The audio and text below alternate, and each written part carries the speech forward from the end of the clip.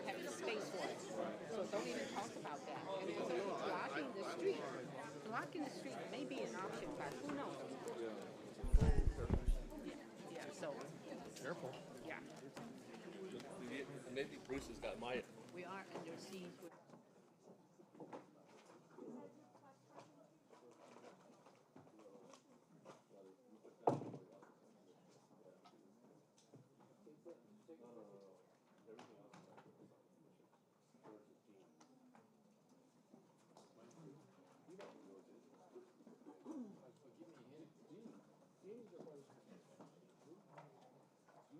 Good evening. Good evening, Cerrito residents and the member of our community. I'd like to call to order the Thursday, March 13th, 2025, 7 p.m. City Council's Success Agency regular meeting. The invocation will be led by Chaplain Mike Ballantyne of the Cerrito Sheriff Station, and the pledge will be led by Linda Johnson. May you all rise.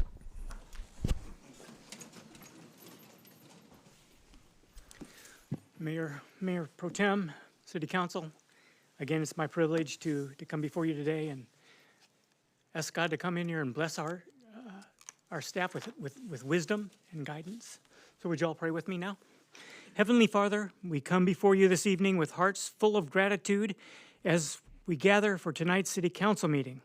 We acknowledge your presence among us and seek your wisdom, guidance, and peace. Lord, I thank you for the dedication and service of those who have led this city with integrity and commitment. As 3 members complete their terms, we ask that your blessings upon them would continue. May you guide their next steps, fill their lives with purpose, and reward them with for all their contributions to this community. We also lift up in prayer for the many men and women who have served this city and do serve this city now.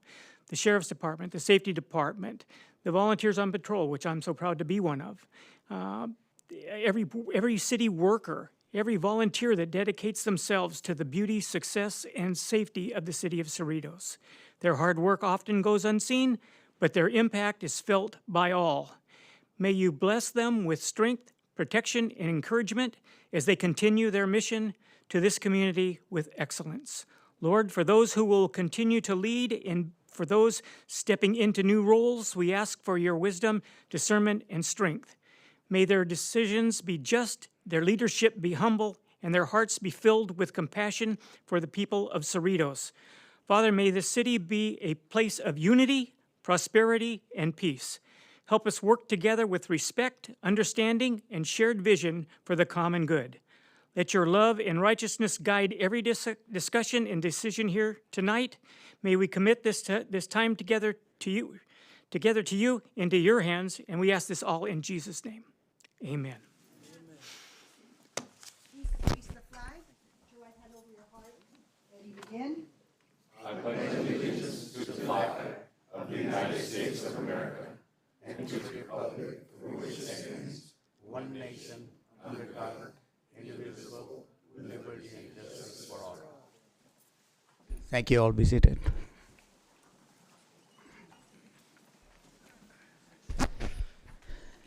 Madam City Clerk, would you please conduct the roll call? Council and Agency Member Barros. Present. Council and Agency Member Johnson. Present. Council and Agency Member Yokoyama. Here. Mayor Pro Tem and Vice Chair Vo. Present. Mayor and Chair Solanki. Present. Next item we have is a presentation. So we'll start with the American Red Cross, the Red Cross Month. The City of Cerrito is proud to recognize the month of March as a Red Cross month to recognize the incredible work of many volunteers who gives up their time and resources to help those in crisis. The volunteers makes up 90% of the Red Cross workforce to provide blood donations, financial support, and critical relief as food and shelter and emotional assistance. The City of Cerritos is grateful for the community of Red Cross, especially in a time of need as we see today. And we are proud of recognize those their roles in supporting our community as well as those throughout the world. So I guess on behalf of Red Cross, Mike Furr, Red Cross Director of Veterans Historical Project and Emergency Service Volunteer, will be accepting this proclamation tonight.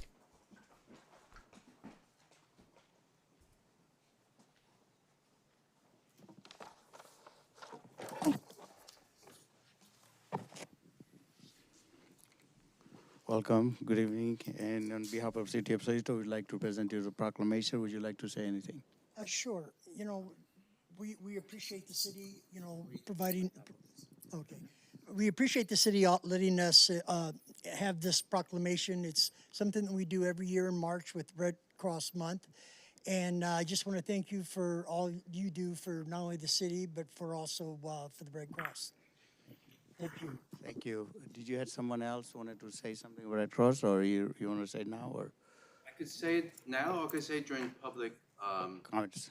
Okay, that's fine. If I can have my council colleague, we'll all take a picture together. Come on here.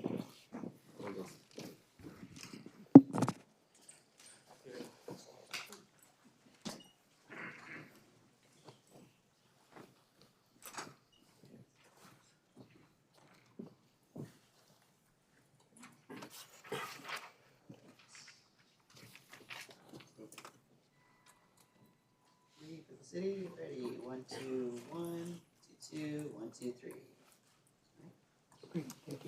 Congratulations.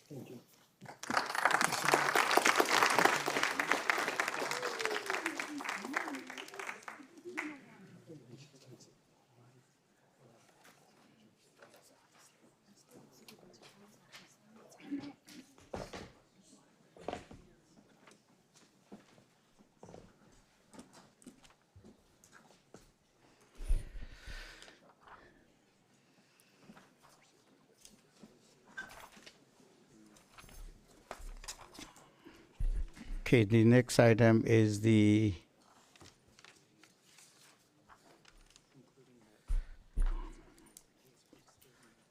giving a plaque to our committee and commissions. I'd like to take this opportunity to recognize and thank my appointee commissions and committee member for their service to the community.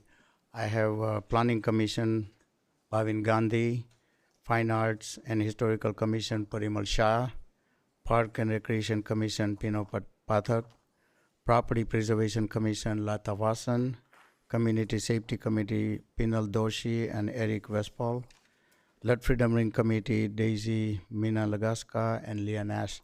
So if you all can come to the presentation area.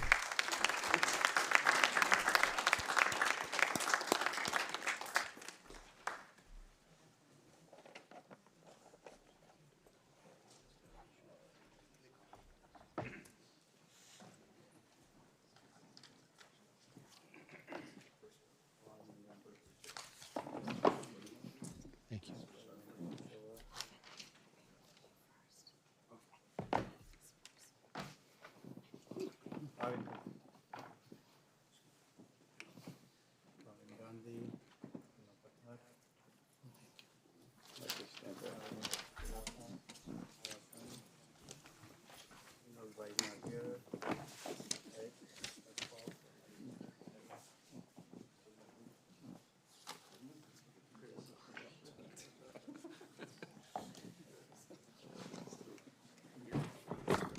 So thank you so much for your service, and just wanted to honor you with the plaque. And any of you would like to say anything, or Pinova is here? Huh? I don't see Pinova, is he? You want to say, I think they all wanted to. Well, I'll tell you, I'm going to speak on behalf of everybody. Thank you. Thank you, Mayor, for appointing us and give us an opportunity to serve the community.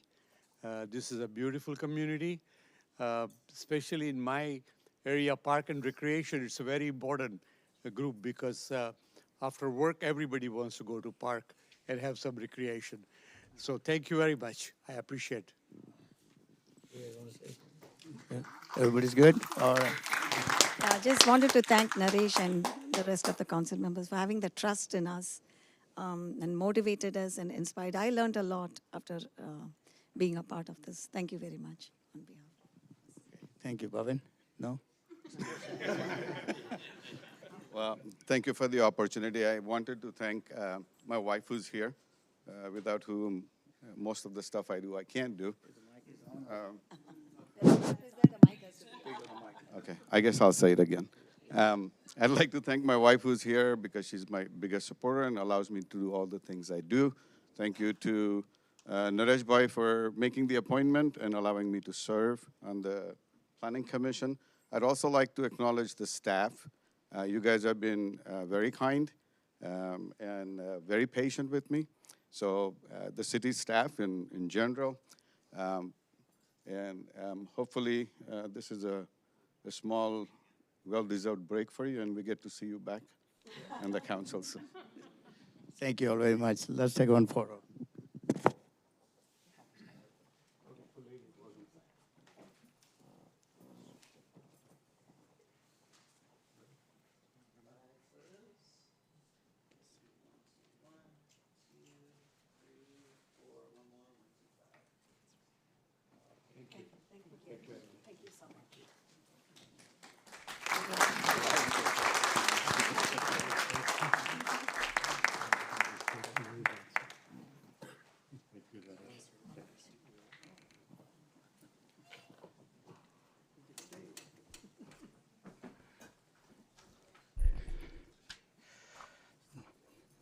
Next, I guess I'll hand it over to Mayor Pro Tem Vo.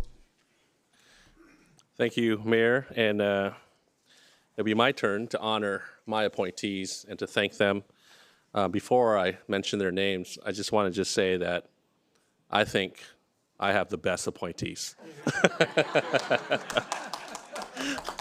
But of course, the rest are very, very close. And it's, I was going to ask that all those that are coming up between Bruce, Naresh, and I, if you can just remain after we're done, because it was okay with you, Mayor, that we just take one big group picture with everyone, because between the three of us, a lot of our appointees are cross paths, and we all kind of know each other. So I think it'd be great to have a big group picture between the three of us and all the appointees.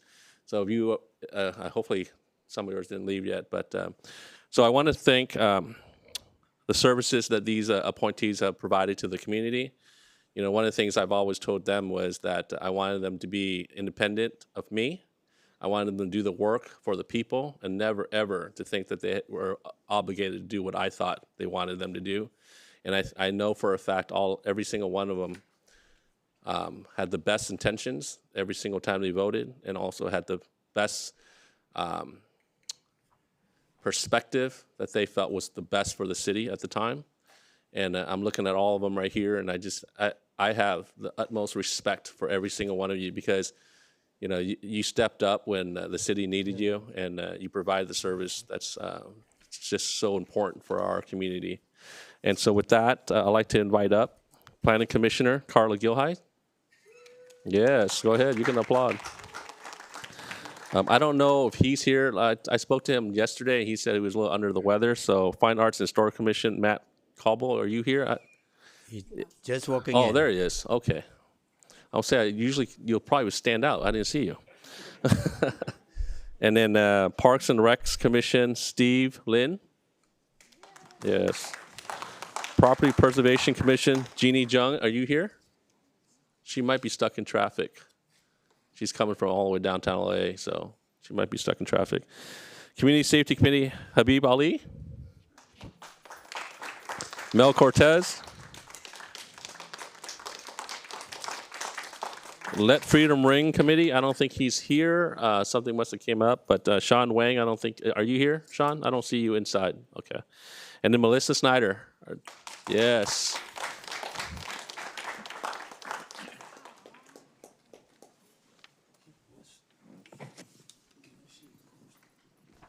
Okay. I'm going to prolong this so that way we can hang out some more. Carla, this is for you.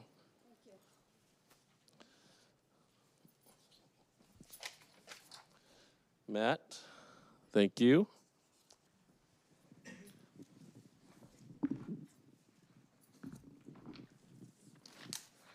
Steve. Thank you. And I don't think Jeannie is here.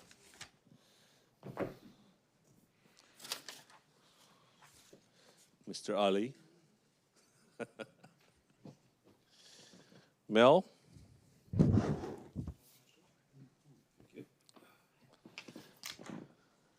And Melissa. All right, so does anyone want to say a word? Okay, there you go. I just wanted to say thank you, Chung, for the opportunity. I'd lived in the city for many years, and I hadn't really done anything but volunteer for the sports teams. And we met at an election event and got to know each other. And I was probably the first vocal one who tested your theory of if I vote differently or think differently than you do, could we still support each other? And absolutely, 100%, you and I saw some things differently, but we still supported each other. And so I appreciate that you walk what you talk. And I'm thankful for this opportunity, and I'll never forget it. And to be a part of this team and these people has just been a tremendous experience for me. So thank you.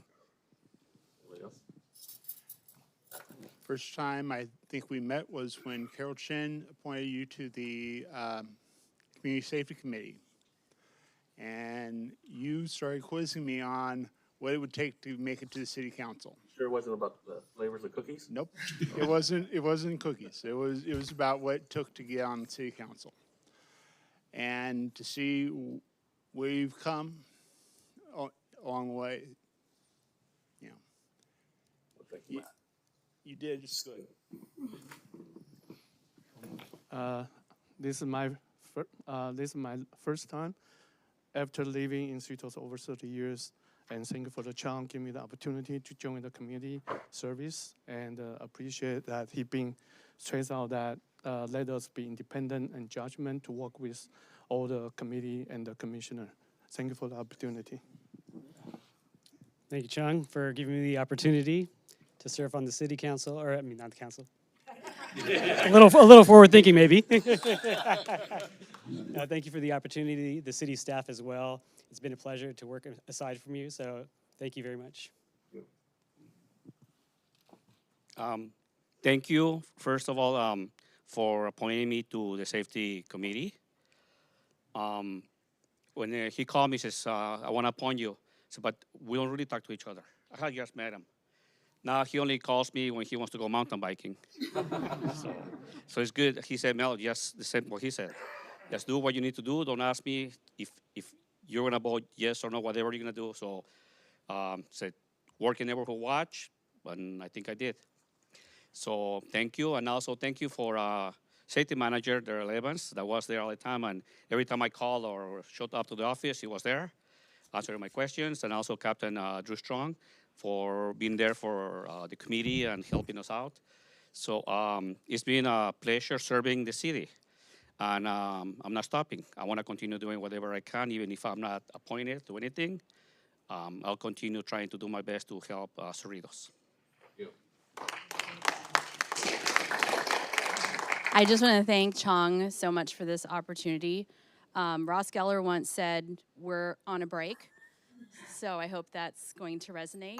I don't know. We live in a wonderful city, and it's just such an amazing opportunity to serve for this community. Let Freedom Ring has been awesome, and we really are a melting pot and just a wonderful example to the world of what we do for the multicultures in all of our cities. So it has been my honor to be the chair. My teammate is not here right now, but he very graciously nominated me, and I said, okay. Sean was wonderful, and I wasn't expecting this, but this has been so much fun. And for all these wonderful people up here, you're the best. You are the best. Yeah, and I don't mean that not everyone's the best. I mean, I think that our council here has appointed some amazing people. You all are sitting out in the audience today, so thank you. It's more like I thank you for participating, and it's my pleasure.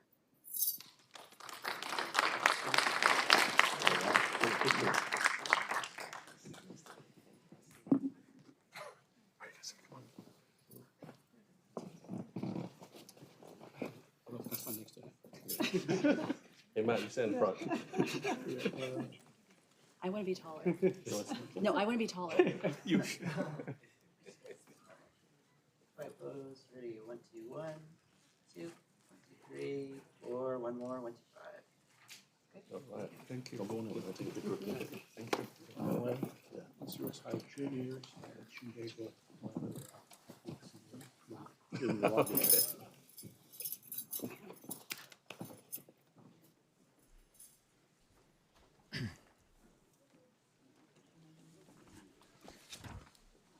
All right, next I'll hand over to Councilmember Barros.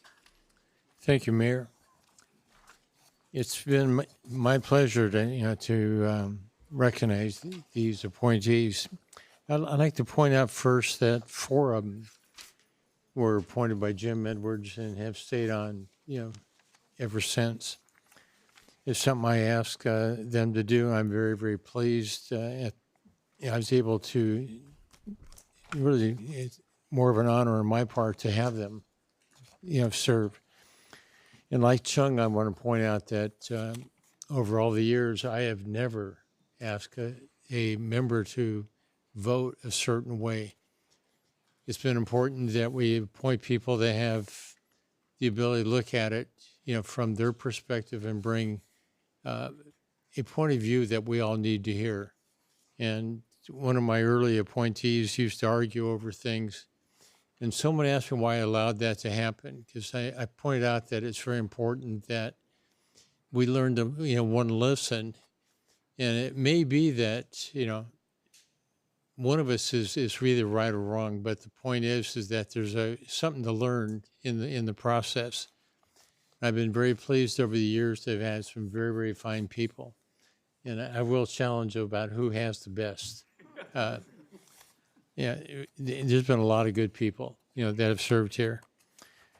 First, I'd like to point out my planning commissioner is Gene Bird. Kelly Caldwell is Fine Arts Historical Commission. Dave Albright is the Parks and Rec, and I'd also bring up Richard Martinez. Lou Gianlumo couldn't be here. He's on vacation in Hawaii at this point. Community Safety Committee is Martin Flax and Patrick Maurice Stitt. And Let Freedom Ring Committee is Monica Ballantyne and Candy Yee.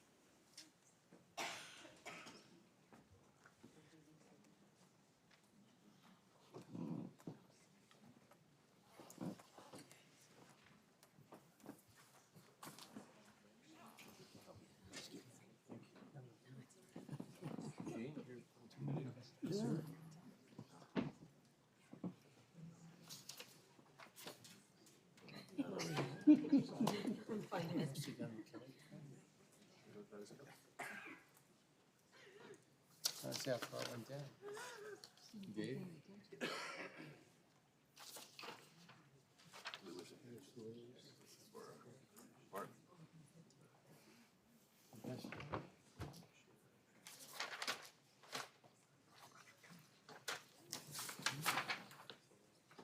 How we done?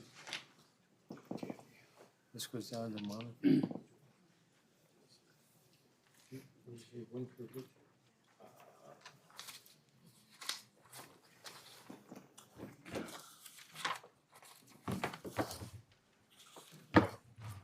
Yes, there is, but it's not here. Yes, there is one for you, Richard. Okay, you'll be coming, Richard. It's coming. That's all the traffic. Richard, I don't know where. Yeah, Richard, I don't know where yours ended up, but it'll be here. Anyway, if you'd like to say a comment, I'll pass the mic down. I'd just like to say I'm so proud to have served the city of Cerritos. I've lived here for 37 years, and to have an icon like Bruce have enough confidence in me to be part of a very influential committee in a great city. Thank you, Bruce, and thank you, the city of Cerritos, and Kristen, for all the hard work you and your group do. It makes it easier for us. Thank you. I wasn't going to. You're on. Yeah, it's on. I wasn't going to say anything, but It was an honor to be appointed by Jim Edwards and then a continuation with Bruce, so thank you so much. Thank you, Bruce. Appreciate the opportunity to serve. It's been a great run. This was just a fill-in at the last few months, but I appreciate him asking me to do it. Thank you. I'd like to say thank you also to Jim Edwards. He was a very good friend, and we miss him. Thank you to Bruce Barrows. You're a scholar and a gentleman. And to all of us who served on the commission at various times. We are happy to have made an impact in the parks and programs in our city, and I couldn't think of being any place better than the city of Cerritos. Thank you. I want to thank Bruce for letting me be on the Let Freedom Ring Committee again. It's one of the best fun committees to work on. Thank you again, Bruce. I also want to thank Bruce for reappointing me because I was another one of Jim Edwards' original appointees.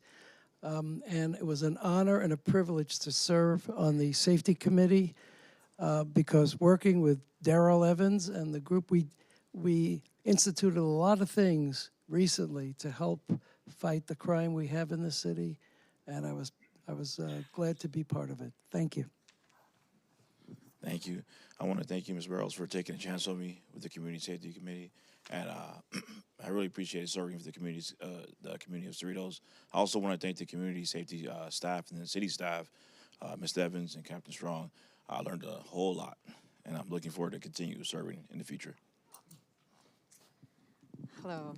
I have been very blessed to be and honored to be nominated by Mr. Jim Edwards. We miss him.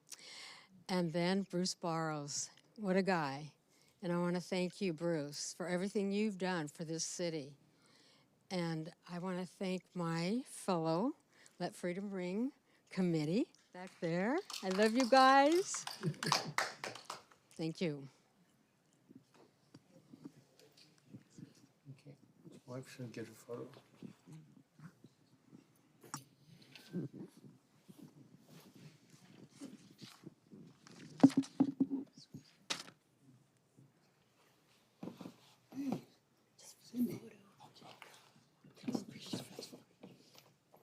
You want that part blurred out over. Keep going, you guys going down. No, that's good. The shorties. If I stand down here, it's just about right. Right? Is this right? Okay.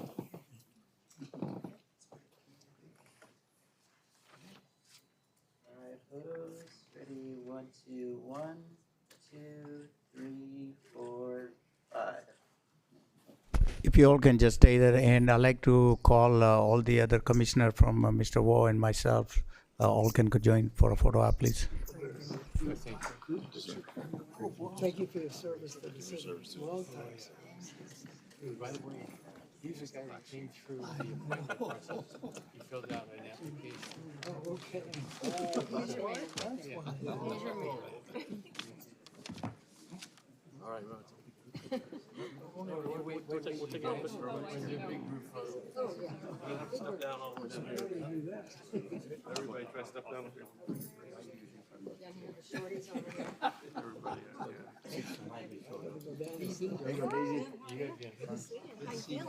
You want to stand in front of me? You gotta make more room. Some more. Come on, everybody. Come more down. This is my only chance to be tall. Let me have it. I second that. One more step down, everybody.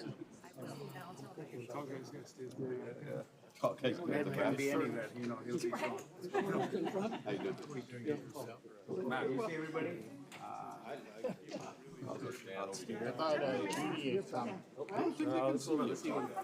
right, hold on. We might back up a little bit here. Everyone here? All right, let's back up just a little bit. Back up just a little bit. How come you get it? It's a good thing I didn't work for you. Command President. I know. Back up a little. Back up some more. Back up some more. Candy, back up some more. Yeah, go this way. There you go. He knows how to do this. Oh yeah, we got it. Okay, we got, okay. 10 photos, really quick. 1, 2, 3, 4, 5, 6, 7, 8, 9, and 10.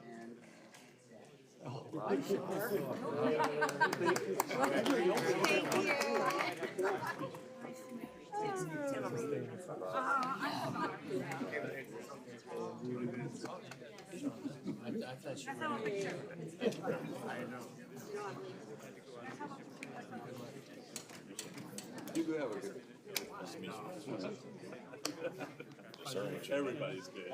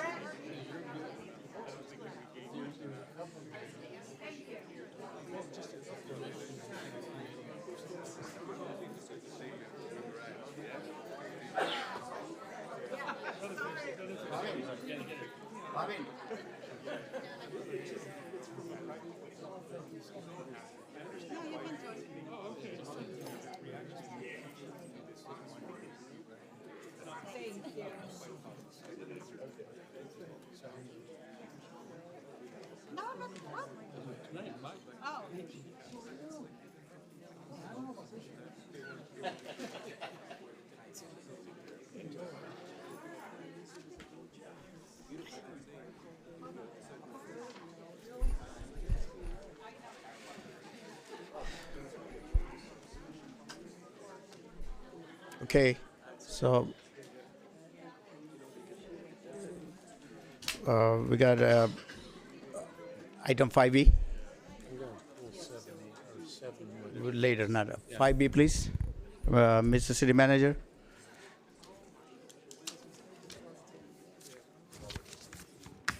Five B, please. Thank you. Thank you, Mayor. Good evening, members of the City Council. Item 5B is an update regarding the city's election. This item will be presented by City Clerk Cindy Nava. Thank you, Mr. Lopez. Good evening, Honorable Mayor and members of the City Council. This evening, I'm pleased to present a final update on the Tuesday, March 4, 2025 Cerritos General Municipal Election. Prior to the city election update, I will note that as Tony Strickland received a majority, over 50% of the votes cast in the State Senate District 36 special primary election, no special general election will be held in April. Additional information on that election is available on the Secretary of State website at sos.ca.gov. This election season in the Cerritos General Municipal Election, there were 3 contests on the ballot. Cerritos voters had the opportunity to vote for 3 members of the City Council and on 2 proposed charter amendment ballot measures. Measure J relates to the setting of the city's general municipal election date in the city charter. Measure K relates to a general cleanup charter amendment. Detailed information about each measure, including the full text of each amendment, can be found at cerritos.gov/election2025 or by contacting our office. Semi-official election results which will be presented in just a few moments, are also available on the city's website at cerritos.gov/election2025. The city website homepage also provides a link at the top of the page to the semi-official results. Both an interactive precinct map detailing results by precinct and a vote-by-mail status lookup tool are also available on the city's website. Since February 3rd, Cerritos voters had the opportunity to vote using one of 3 different methods as shown on the screen. In accordance with state law, mailed ballots must have been postmarked on or before Election Day and received in our office by this past Tuesday, March 11, to be included in the final tally. Additionally, vote-by-mail drop boxes were accessible 24 hours per day until 8 p.m. on Election Day. Lastly, for voters who prefer the more traditional method of voting, we offered an in-person voting experience at City Hall for 29 days. The slide on the screen displays the specific dates and times in-person voting was conducted at City Hall, which began February 3rd during regular business hours until the weekend prior to Election Day. That weekend, we opened from 10 a.m. till 2 p.m. both days, and on Election Day, we were open from 7 a.m. until 8 p.m. An estimated breakdown of how voters return their ballots is provided on the screen. The majority of voters opted to mail their ballots or deposit their ballots in a secure drop box location. We were, however, delighted to serve the few hundred residents who paid us a visit and voted in person during the voting period. We received approximately 8,514 returned ballot envelopes. As of the second count conducted last Friday, 8,473 total ballots were verified and tallied, bringing us to our current semi-official totals. We have authenticated 20 additional ballots to be tallied tomorrow. Additionally, we have 24 pending ballots. Based on the number of returns, voter turnout for this election is about 24%. Pending ballots include mostly those that were returned unsigned or the signature on the envelope does not match. The deadline to cure a ballot that has a signature verification or other related issue is Monday, March 17 at 5 p.m. All voters who have a ballot in the pending status were notified by several different measures throughout the voting period, including phone calls, emails, letters, and even home visits. The semi-official results for both City Council candidates and Charter Amendment ballot measures as of the second count are displayed on the screen. These results are not final until certified by the City Council. As mentioned, election results are available on the city's website. The final count will be conducted at 1 p.m. tomorrow, Friday, March 14.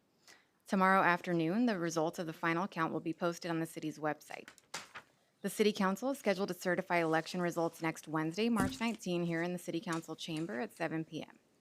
This concludes tonight's informational update, and I'm available to answer any questions the City Council may have. Thank you. Thank you, Cindy, for that report. All right. Does council have any questions regarding elections? None? Okay. All right. Next item is the public comments. Thank you for your attendance at tonight's meeting. State law and our local rules do not support the use of profanity, hateful speech, or conduct that disturbs the conduct of this city business meeting. If necessary, I will issue an initial warning and call for a recess to restore order. After that, the chambers may be cleared. If disturbances continue, before we open public comments under the item 6, I will call upon the city clerks to provide additional information concerning public comments. Thank you, Mayor. The following comments pertain to all public comment periods on tonight's agenda. The mayor will open public comments at the appropriate times on the agenda. Please be prepared to approach the podium and begin your comments at the time you are called. Public comments should be directed to the City Council and made only from the podium during your turn. Please respect each speaker and refrain from any disruptive behavior or speech during their comment time. Public comments will be limited to 3 minutes per speaker. Agenda item public 6 comments should be limited to items on the consent calendar, closed session, and items not listed on the agenda but that are within the subject matter jurisdiction of the legislative body. Prior to the meeting, the City Council received full text unredacted copies of the one written comment submitted by the deadline for item 5A. No written comments for any other agenda items were submitted by the deadline. Requests for copies of written comments can be made to the Office of the City Clerk during regular business hours. This concludes the public comment information, and the meeting is now returned to the mayor to open public comments under item 6. Okay, I will now open up the public comments. Can't see a speaker on my screen, so if a city clerk can call the... And the first speaker tonight is Gary Anderson.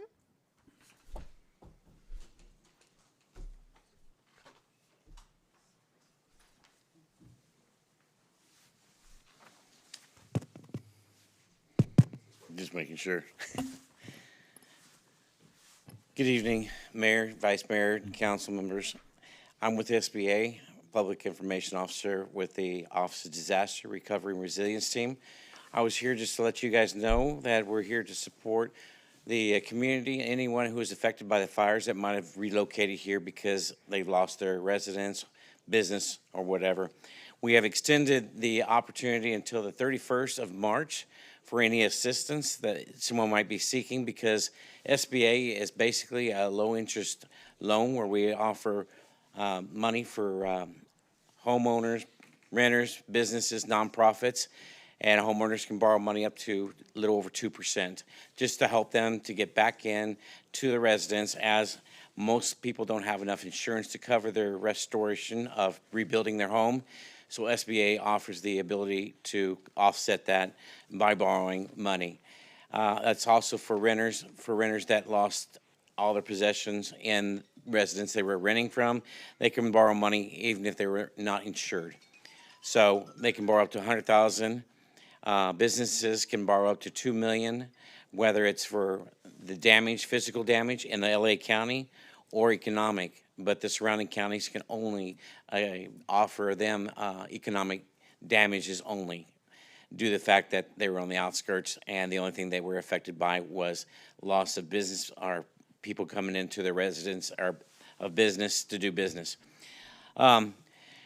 With this, I'd like to allow that everyone, if you know anyone that might benefit from this, that don't have the ability to pay for their deductibles, SBA does allow them to borrow money for 1 year, no interest, no payments, so that they can pay their deductibles and get back onto recovery. All right, thank you very much, and I appreciate the time. Thank you. Next speaker. And the next speaker is Mark Chung.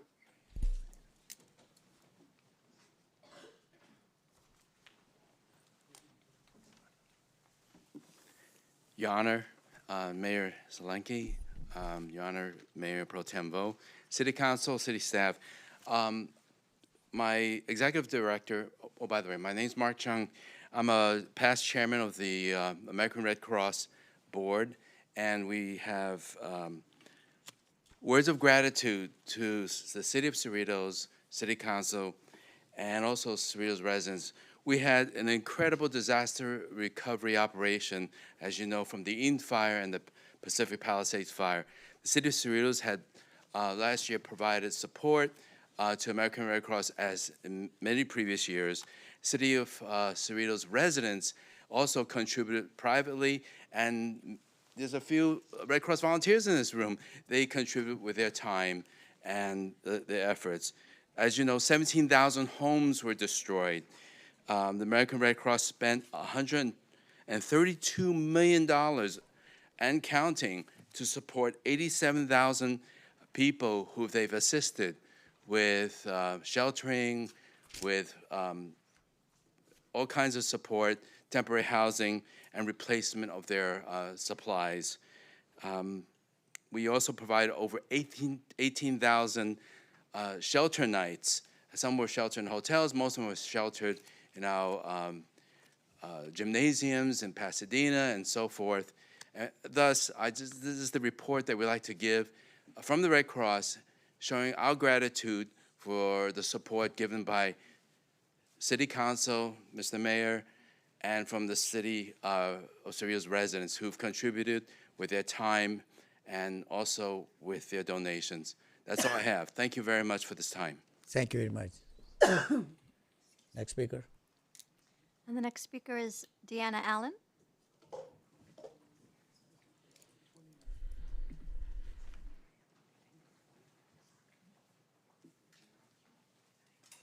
Hello, thank you for letting me speak.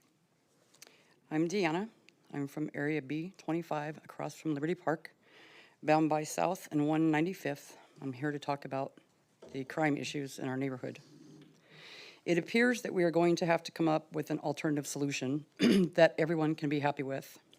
But the city, If you are speaking item 9A, I'm just saying in general.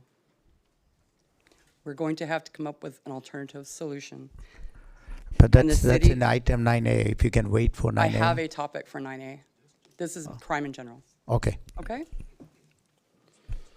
The city is still going to have to spend some money. An acceptable solution to me would be to hire more cops or place a satellite station at Liberty Park.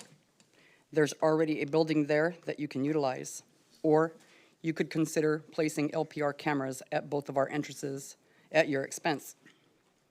Maybe these readers can be programmed to identify stolen or fake plates. Either way, complacency will not be accepted by our neighbors. Another reason that I came here today is to set the record straight and let you know personally that just because it didn't happen to you doesn't mean that it doesn't happen. Every single burglary that I and my neighbors have uploaded for footage into the crime website has had tinted windows. These are those vehicles. This is the Washington burglary, dark tinted windows. This is the Kishore burglary, dark tinted windows. That was number 1, by the way. This is Kishore number 2, dark tinted windows. This is Agnes Place, dark tinted windows. This is the Solanke burglary, dark tinted windows.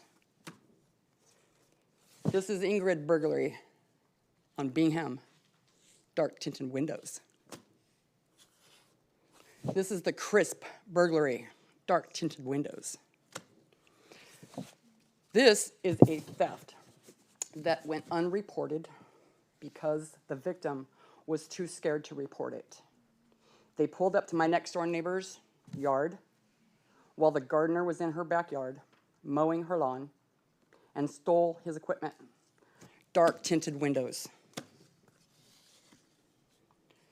Benfield burglary, dark tinted windows. This guy pulled up in front of my yard and tried to steal my husband's work truck while we were at home after a hard day of work. Dark tinted windows. Let's do something about it. Please. Let's not brush it to the side. It's happening. And just because it didn't happen to you doesn't mean that it's not happening. Okay? I'm just respectfully asking that we enforce the laws that are already in place and start pulling these vehicles over. I'm going to point out, too, just on the news, the night before last, a major drug bust with fentanyl involving a car that was pulled over with tinted windows. Thank you.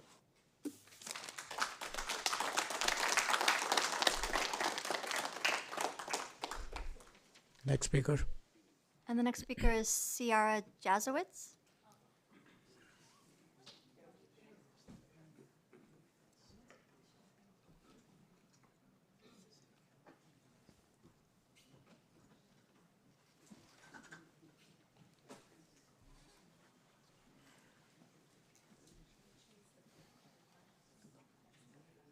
And the next speaker is Mike Ballantyne.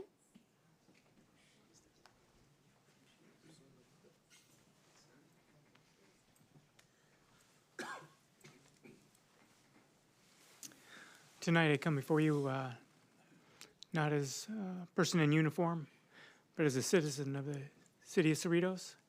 And I want to thank you so much for the first responders tribute that has been placed in front of the station. I think it's wonderful. I was disappointed someone last city council didn't stand up here and tell you that, but I know there was a lot of hard work went into it, a lot of money went into it, and every day that I walk in and out of this station, there's always somebody out there taking a picture with their family, and I think it's just a wonderful thing. So as a person in uniform, I respect that, and I appreciate everything that you did. And I think the community should just raise up and just give you all thanks. All the commissions and all the people, the hundreds of people, I'm sure, that made that happen. Well, I'm proud. I'm proud the city of Cerritos put that together. Thank you. Thank you.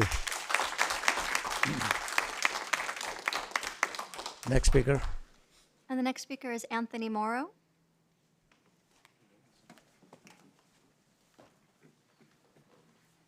Hey there, I'm Anthony Morrow, 13622 Edgefield. I'm going to be brief. We're here about break-ins, robberies, and security in our own neighborhood, the Betancourt neighborhood. A lot of my neighbors are here with me today. We've had, 4 break-ins maybe in the last 4 weeks in the neighborhood, plenty of others before that. It's come to the point where we feel like we need to be heard and that this needs to be addressed. I know it's a topic that's already getting a lot of attention and talk. My few notes on it are, we need the council to prioritize safety in Cerritos first and foremost. So I'd like to see every next dollar be put towards safety and security and making the residents who live here feel safe rather than other stuff. I think that our safety is the #1 priority, and there's lots of important things and wonderful things that happen in the city. I've lived here basically all of my life. I've been a homeowner in the city since 2001, so coming up on 25 years. I'd like to continue to live here, but it comes to a point where if I don't feel safe and my family doesn't feel safe, we'll look for somewhere else to live. And I think there's a lot of other people that would probably willing to say that and say we're at a point where we need something to be done, some serious action to be taken in consideration towards this problem. And I'll let everyone else speak their mind too. Thank you. Thank you. Next speaker. Next speaker is Harry Kim. Good evening, Mr. Mayor, Mr. Mayor Pro Tem, council members and women. Just as Anthony mentioned, I come here representing about 200 homeowners on our cul-de-sac by the Betancourt Park. I live right across of Anthony. We've had a neighbor of mine broken into when they're home. She's an elder lady, husband passed away. She's upstairs. They walked in, broke the windows, the sliding glass doors, came to my house. I went over there, and she said, well, they turned on the light. She didn't have the lights on downstairs. She was upstairs trying to sleep. This 7 o'clock at night. They turned on the lights. Sunday, just this past Sunday, as we had a meeting on Saturday about having a neighborhood watch and having the sheriffs come out, the very next day, they broke in at 5 p.m. on Sunday while they're home. So these things are happening while they're home. We have videos that are happening. So at this point, I think it's great. I think there've been some, they're putting out some dummy cars of the sheriffs out there. They're having patrols. So I think it's really good, and I thank you for that. But I think we are reacting to the problem. Every time there's a break-in, people kind of want to come together and do something about it. But I know the sheriff is spread thin. It seems like there is a lot of problems. So help us, arm us with, license plate equipment. Help us rather than, make us part of your solution. Because I think we have a lot of people that are willing to try and do something about it. Because we don't feel the city's really putting this as a priority. And if you don't think that way, I mean, just what? Couple days ago, someone got gunned down at the people are dying. So first the news says that it's a targeted attack. It's a specific individual. But now we know that it isn't. Me too, personally, I thought, okay, it was targeted. They knew the victim. That shouldn't make it okay.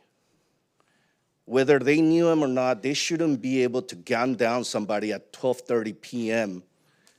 Where people walk. I bike on that every morning. I saw the trail of blood with a memorial, and I don't want to disrespect the victim in this case, so I don't want to speak more on that, but it's getting to that. They're brazen. They don't care if we're home. They're doing it on Sundays. We're getting picked off one by one. So what are we doing? Putting out dummy cars and hope that they don't do it? Something has to be done. I hope you guys hear us because somebody has to do something. And if you're not going to do it, let us help. Let us do something. And I know my time is up, but I have my neighbors trying to arm themselves. That can't be the solution, right? Thank you. Thank you.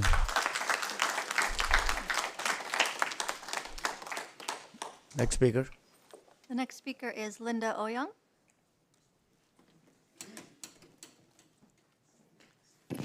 Hello, Mayor and everybody. First of all, I want to tell you that I really appreciate the freebie, the vest, the home neighborhood watch vest from the city. It made me feel very powerful. I live on the corner of South and Carmenita, so that's a very nice area. I lived there for 41 years. Has been a wonderful neighborhood until now. Everybody, 150 homes there, everybody's scared. People got break-in the daytime, when just the day before, we were having neighborhood watch talk. This is not good.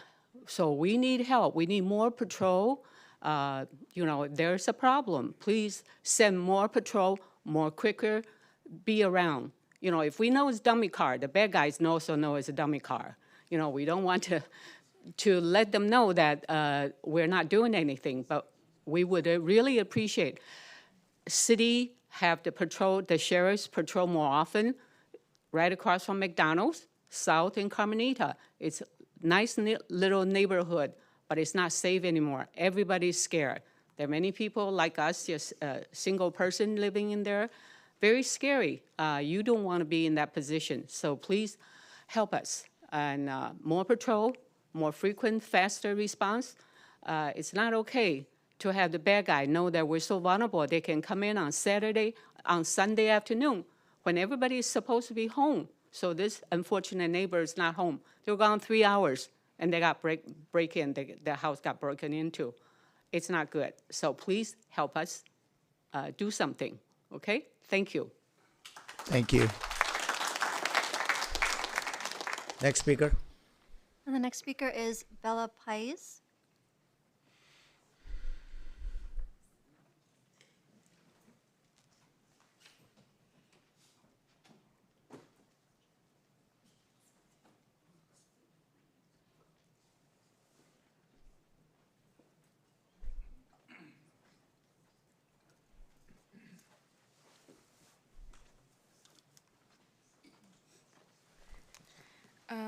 Good evening, City Council members. My name is Bella Pais, and this is my group.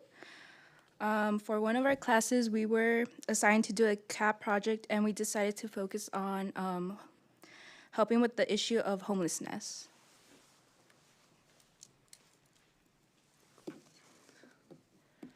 Around the middle of November, my group and I began working on the project by making flyers and reaching out to local stores to see if they could donate anything. Unfortunately, we weren't able to secure donations from businesses. However, we didn't let that stop us. Can you all please give us your name, please? I'm Diego. Okay, next. My name is Angel Reyes. After searching for ways to contribute, we finally found an organization called Mary's Kitchen, which helps those in need. We decided to partner with them and start a donation drive to collect essential supplies for people experiencing homelessness. My name is Adrian, and the donation drive began at the end of November and lasted for 3 weeks, ending on December 14. We collected donations in our communities, including Cerritos, Artesia, Lakewood, and Bellflower. Additionally, we reached out to teachers at Gar High School, asking them to keep collection boxes in their classrooms along with our flyers. Thanks to these efforts, we were able to gather clothing, hygiene products, backpacks, toys, and more. My name is Mahi. On December 21st, we delivered around 15 boxes of donations to Mary's Kitchen. Even after completing our project, some of us have continued volunteering with the organization because we enjoyed the experience and want to keep making a difference. Thank you for your time and for allowing us to share our efforts with you. Thank you.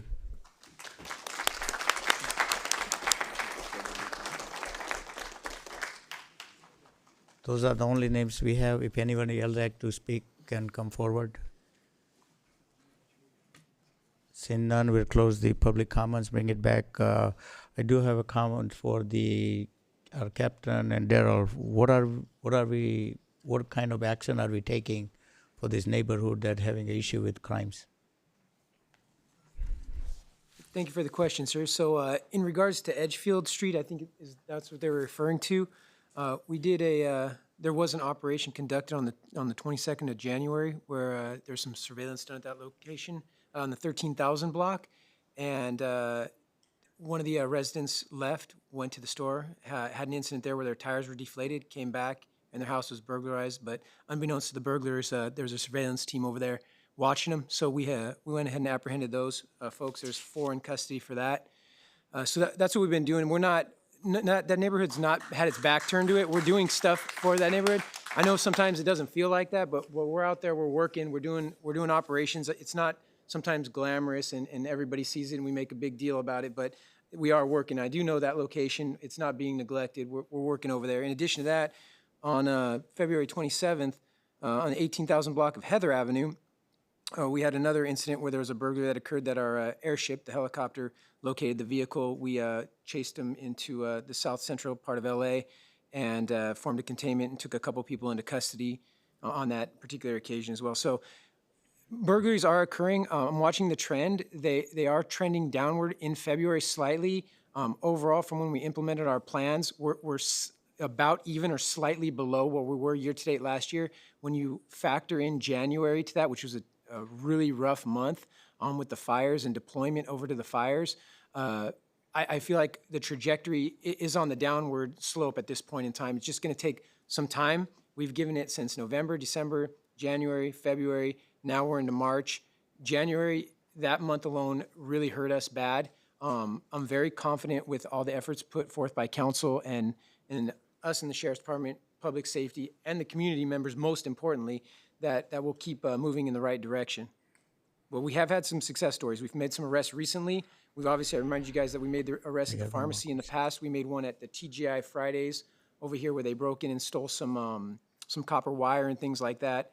So we're working, we're out there, we're shaking the trees, trying to find these bad guys the best that we can, and we are apprehending some, and hopefully we'll continue to get them. Captain, one more thing. I know it's the law not to have tinted front window. Yes. Why aren't we having a campaign for maybe next 90 days that any car in Cerritos gets citation? So we do enforce that law, 26708A2. Our motors deputies cite people all the time for it. What I will do, and what we have been doing in the recent times, is we're looking for those vehicles that they've been mentioning. We hear them, we're listening to them with the paper plates, with the tinted windows, driving through those neighborhoods. We're searching for those vehicles. We're looking for them if they're in violation of the vehicle code, such as tinted windows. We do pull them over. Am I going to say that we find every single vehicle with tinted windows? No, sometimes we don't find every single one of them, but we're out there searching for it. The deputies have been briefed. They're looking for those type of indicators and making stops when they can find people like that. Obviously, there's a lot of cars out there with tinted windows, so we are trying to put puzzle pieces together: tinted windows, paper plates, things like that we've seen patterns with to help out. So that's not being brushed aside either. We are using those tools to pull people over, but obviously there's a lot of vehicles out there with tinted windows, and we do citations for tinted windows. However, it is probably one of the most violated California Vehicle Code sections out there. I mean, I'd be hard pressed to ask anybody in this room if somebody doesn't have tinted windows on their car in this room. So there's a lot of tinted windows out there, sir. So we are searching for them. We do utilize it as a tool to pull them over, but it's not always a perfect world where we find the bad guys in those cars. But we are working on that. But you see, my neighbor mentioned that recently one of the tinted windows, the car got stopped, and they had, how many fentanyl product they have in their vehicle.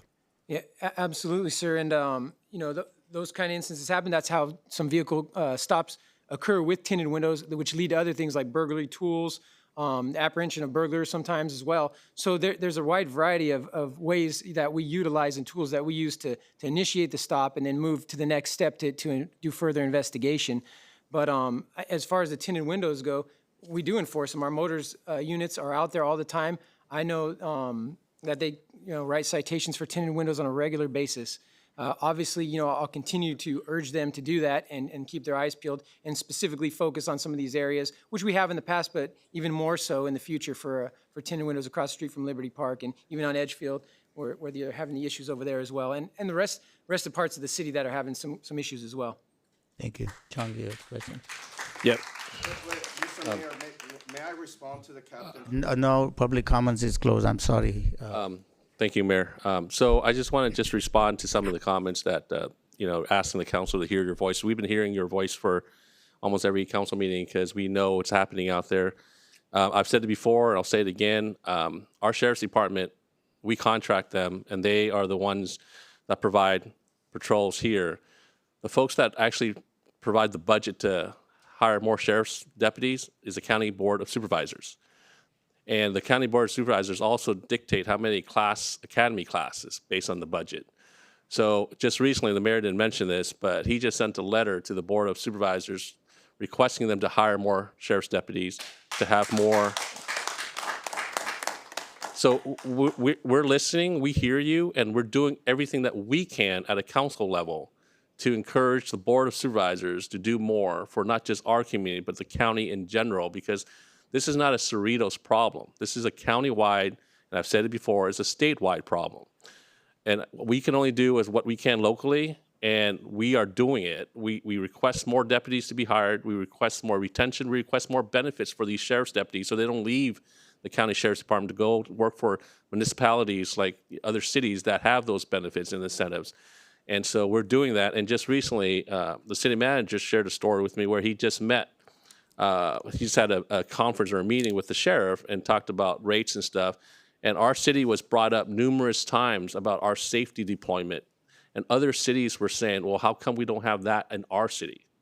So it's not unique to our city, but at least you know what's unique is we're doing stuff that are more than other cities around when other cities are saying, how come we don't have that in our city? Meaning the drones, the Alpers cameras, and so forth. So I can't tell you that this is not important to you because it is, because it's right in front of your house and it's affecting your neighborhood. But we are doing everything we can to make it a priority for us at the level that we can do it. This council has done everything that we can to make sure the sheriff has the resources, the captain knows the direction that we want to go, and then from there, they can only work with the deputies they have. And so then we wrote a letter to say, hey, we want you to hire more. We want to increase their benefits, right? So they can be retained with the sheriff's department. So we're doing all that. And then we were recognized by the sheriff's department that we were a step ahead of other cities for the deployments that we do and the equipment we provide, that the city provides for the sheriff's department. We paid for all these extra stuff. The city paid for it, not the county, the city. And we own the sheriff's station. So when you say we got to make sure every dollar goes to it, this city pays more money to the sheriff's department personnel than I would say any city in the county. Our own personal taxpayer money that you guys provide. So I just want to just make that known. We're working and we hear you, and we just need the same people to come here and speak to us that we hear all the time, and we appreciate the constant reminder. But I also ask you to go to the County Board of Supervisors and do the same thing, because they control the purse strings. They're the ones that make the decisions, how many deputies we hire, what the benefits are, how many academy classes that they can send recruits to. So I just encourage you to go speak to them too, because we're doing everything we can. We're hearing you and we're pushing them. But now, are they willing to react? We can't control that. So thank you. Thank you. Anyone else, any comments, anything? Okay. If it's, public comments period is, did we close it? Okay, at this time, I'm going to close public comments period and bring it. Mayor, I thought it was already closed. May I respond if it's still open? Public comments period was closed. You can talk directly to the captain, the comments that you think was not right or appropriate. You can talk to him directly, or Daryl Evans, our community safety personnel. Okay, all right. With that, I have no other speakers, so we already close the public comment and bring it back to consent calendar. I'd like to pull 7C. Pull 7C, okay. All right, with everything else. And I'll make a motion for the rest of it. Okay. Second. All right. We have a motion and a second. Roll call, please. Councilmember Barrows. Aye. Councilmember Johnson. Aye. Councilmember Yokoyama. Mayor Pro Tem Vo. Aye. And Mayor Solanke. Aye. The motion passes on a vote of 5-0. Okay, Mayor, Councilmember Barrows, 7C.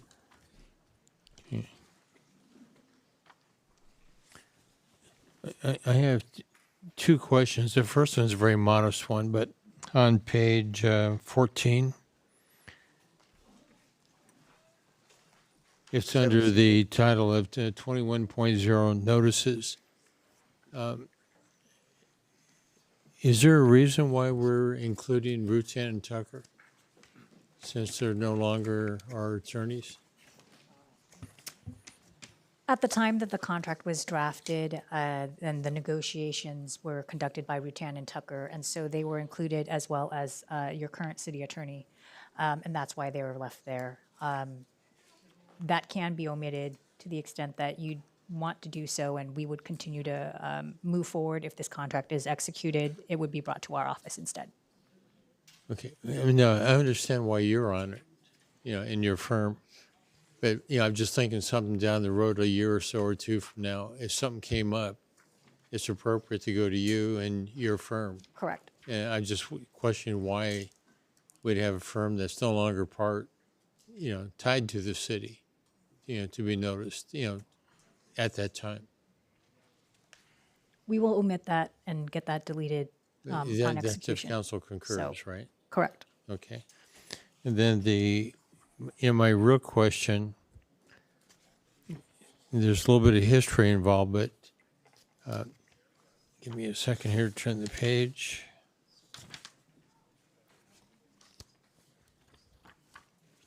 It's on page 16.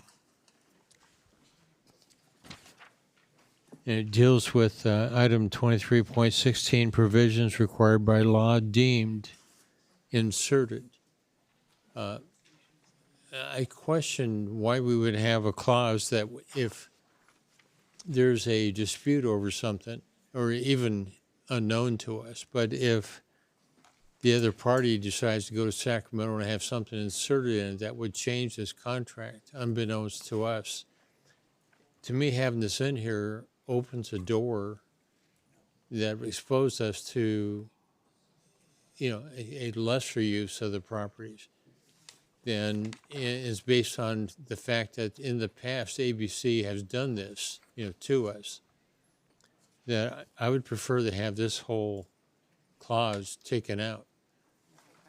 Because right now, there's no negotiation, there's no working together. It's just an arbitrary decision. If they got somebody to carry a bill very quietly, they could modify this whole contract. And to me, personally, I just don't see the value in even allowing that risk. And the last time it cost us the redevelopment of our city. There's one vote in Sacramento from Mrs. Lowenthal, and she was convinced by ABC, and she apologized to all the cities in our region, through the COG area, for her vote because she didn't realize the consequences. And she thought it was a good thing because ABC brought it forward. And so it's for the reason that if this doesn't get changed, I will vote no on the contract. Bruce, which one are you referring to? What number? Page 16, 21.3, you said? It's clause 23.16. 23.16. Thank you. So, Okay, do you want to take it out, or what do we want to do? And remove it? Personally, I'd like just to remove it. Say we'll approve the contract without that clause. That clause can be removed. I will clarify that clause specifically speaks to any provision of law that's required to be included in a contract, whether it's under the education code or some other government code provision, if it's required by law to be included in a contract, but if it isn't by whatever mistake or negligence of the parties, it's deemed to be included.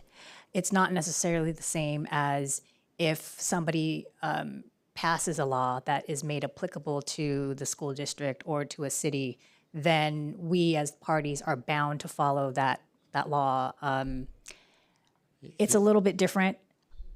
Nonetheless, I do think that this provision is redundant in the sense that even if it's not included, it's a requirement for us to follow. And so I don't mind if it is omitted from this provision. So to the extent that you'd want to be able to remove this and let us execute the provision or the contract, we'll go back to the school district and make that happen and allow them to know that this is going to be something that we're going to request. And if the parties agree, then we'll go ahead and do it. But it doesn't matter if it's in here or not. So if you'd want that removed, we can do that. Okay, but and I appreciate that, but the state has made requirements on our city in the past and has learned through other litigation that they couldn't do that. And to me, that's a very broad opening. And if it's closed, they're going to have to at least talk to us.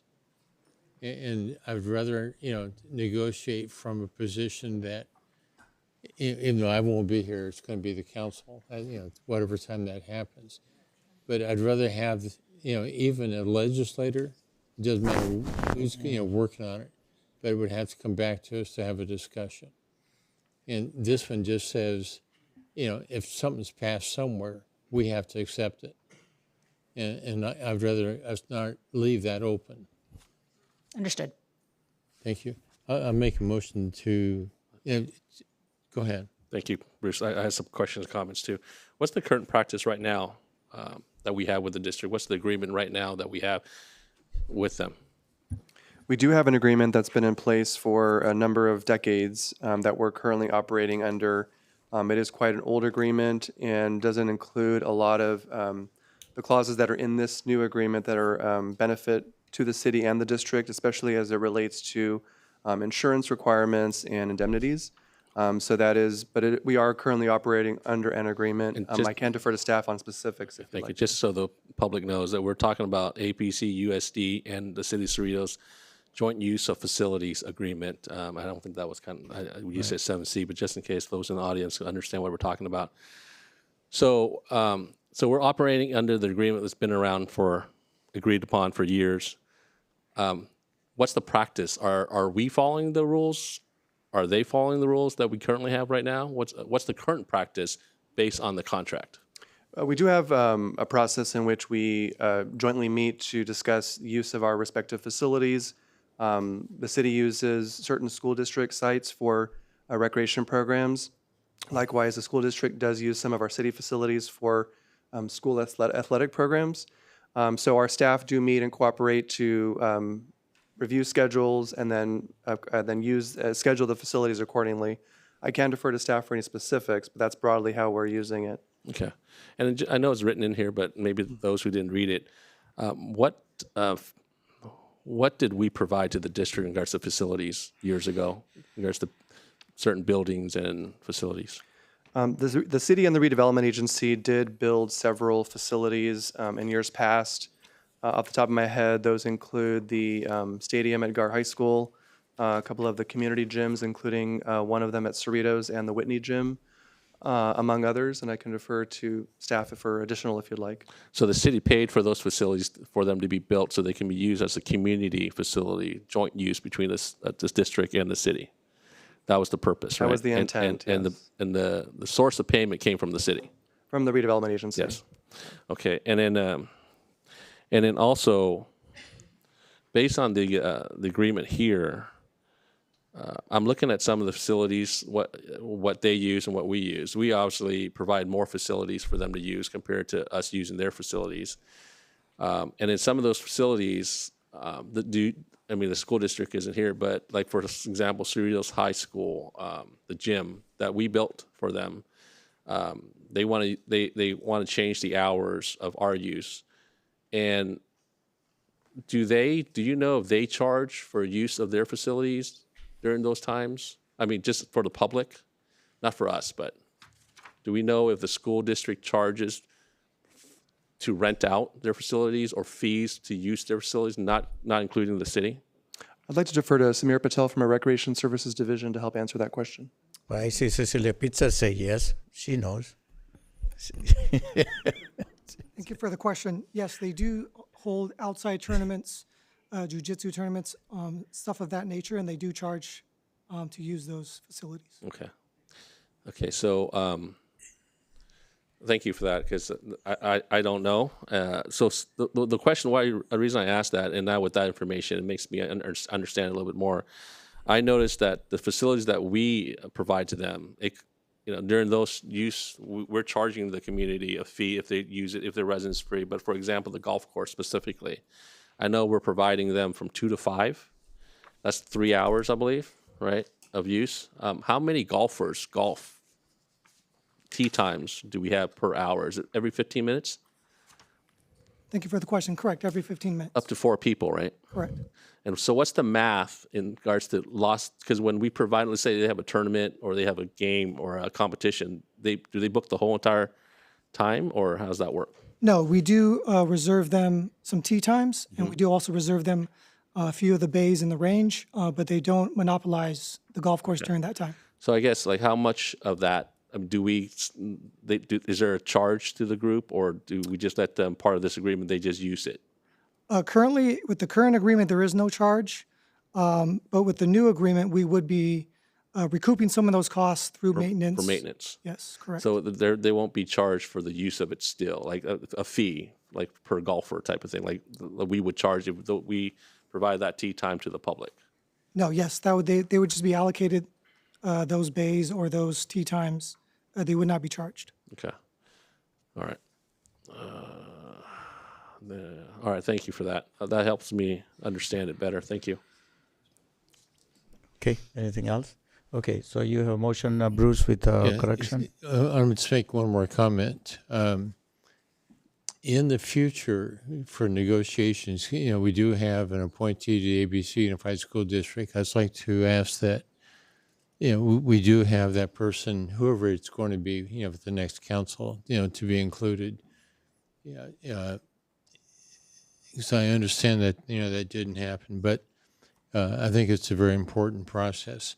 But my motion is to go ahead and delete, the 23.16 and to approve item 7C. I'll add that in addition to the removal of 23.16, we will also omit the Attorney. addressee for Rutan and Tucker under 21.1. Thank you. And we should also take out the signature of approved as to form, take out Bill Erkey and put in Al Sharon Winder. Correct. Noted. Thank you. I'll second that. Okay, we have motion and second. Oh, finally worked. Okay, it's approved. The next item we have is the item 8A. Do we have anything, city manager on 8A? Nothing? Yes, thank you, Mayor. Item 8A is a public hearing that follows up on the direction provided by the City Council with the adoption of the additional boards, commissions, and committees. And this is an implementation ordinance to that effect. The presentation will be given by Deputy City Manager Ryan Carey, and following his presentation, he and I'd be happy to answer any questions. Thank you, Robert. Good evening, Mayor, members of the City Council. The item before you this evening is the review of proposed ordinances to align the Cerritos Municipal Code with the recently adopted Boards, Commissions, and Committees Handbook. As you recall, on February 13th, the Council adopted the BCC Handbook, which outlines policies, best practices, and recommendations for our appointed bodies. It also provides guidance on forming new advisory bodies and proposed changes to existing ones. In approving the handbook, the Council approved several changes, which include the bifurcation of the Fine Arts and Historical Commission into two standalone bodies, the renaming of the Property Preservation Commission to the Property Preservation Board, the creation of the Senior Services and Disability Advisory Committees, and changing the meeting schedules for the Parks and Recreation Commission and Let Freedom Ring committees. In order to align the code with the changes adopted in the handbook, a number of code amendments are required. Those amendments are outlined in the staff report, but I'll provide just a very brief summary of those amendments.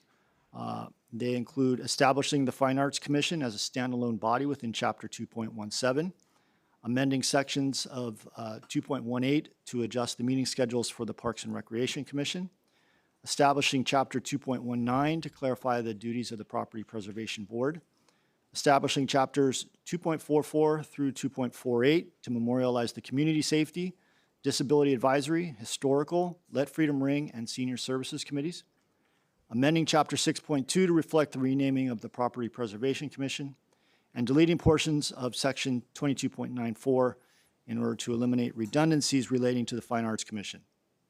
In addition to these amendments, staff is seeking the City Council's direction relating to the compensation for the newly formed committees. Staff is recommending a $25 monthly stipend for the Senior Services, Disability Advisory, and Historical Committees, and that recommendation amount aligns with the existing compensation for the Community Safety and Let Freedom Ring committees, which meet with a similar frequency. In closing, staff recommends that the Council approve the proposed amendments to the Municipal Code and provide direction on the compensation schedules for the new committees. This concludes my report. I'll be happy to take any questions. Thank you. Thank you for the report, Ryan. Do we have any question from the council? And none. I will open the public hearing on public comments on this item. Anybody like to speak? I guess we have one, Cecilia Pitzer, one speaker.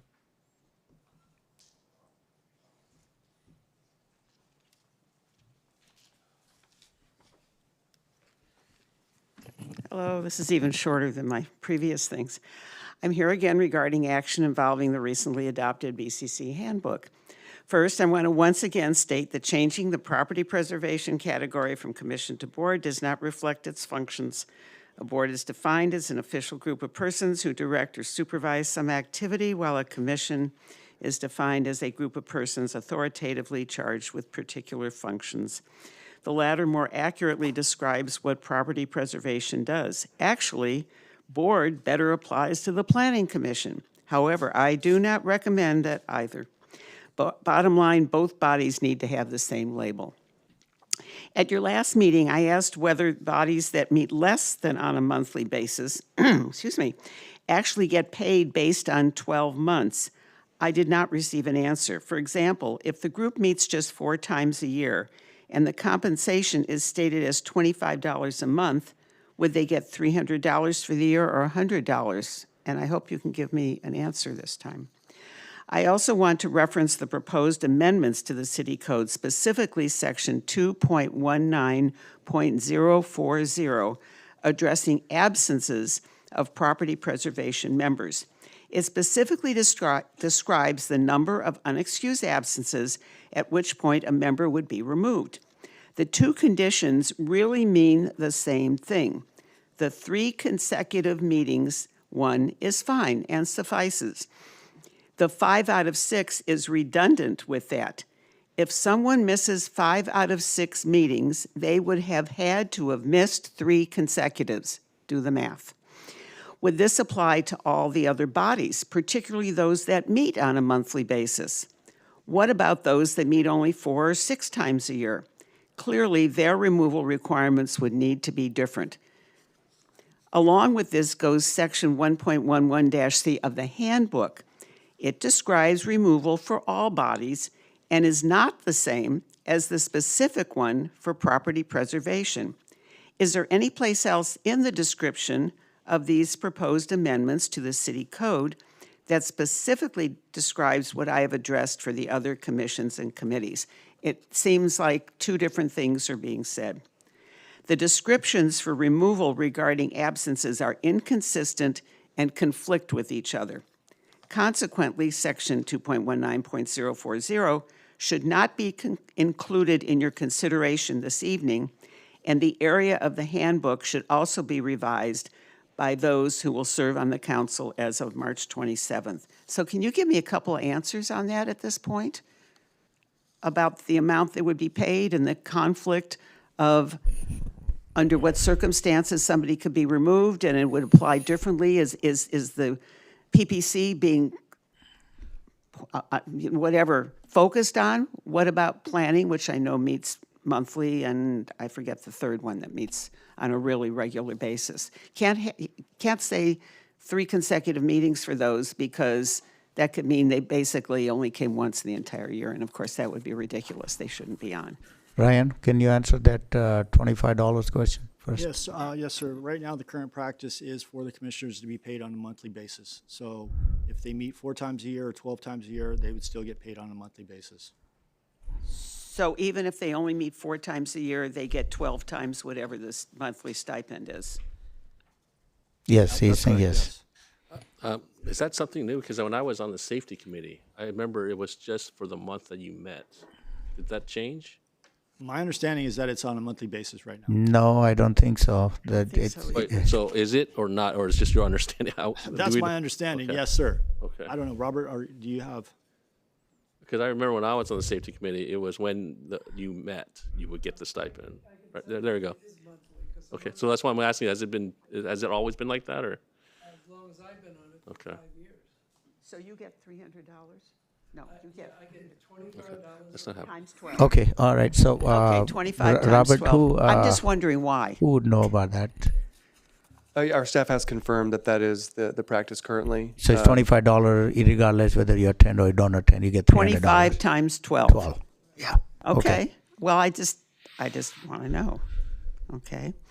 And then about the thing about the conflict was property preservation just pointed out, is property preservation the only one that is going to have those specific things to identify when somebody could be removed because of excessive absences. I don't have any problem with people being removed because of excessive absences, but it's a different thing if you meet 4 times a year, or if you meet 12 times a year. Pam, do you see that? If I can help to address the question. So the manual that was adopted has a broad statement with regard to absences. And so the intent actually when staff developed this ordinance was to basically refer to the manual. When we were doing revisions to this ordinance, we had intended for all the commissions and committees to have the same reference. It looks like on the Property Preservation Commission, we left in there the current code language, but the intent would be, if adopted, to actually amend that section to match language in other similar sections for other commissions, to simply refer to the provisions of the manual, and then those can be amended from time to time as needed by the council. I believe the manual says 20% of the meetings, correct? In section 1.11-C.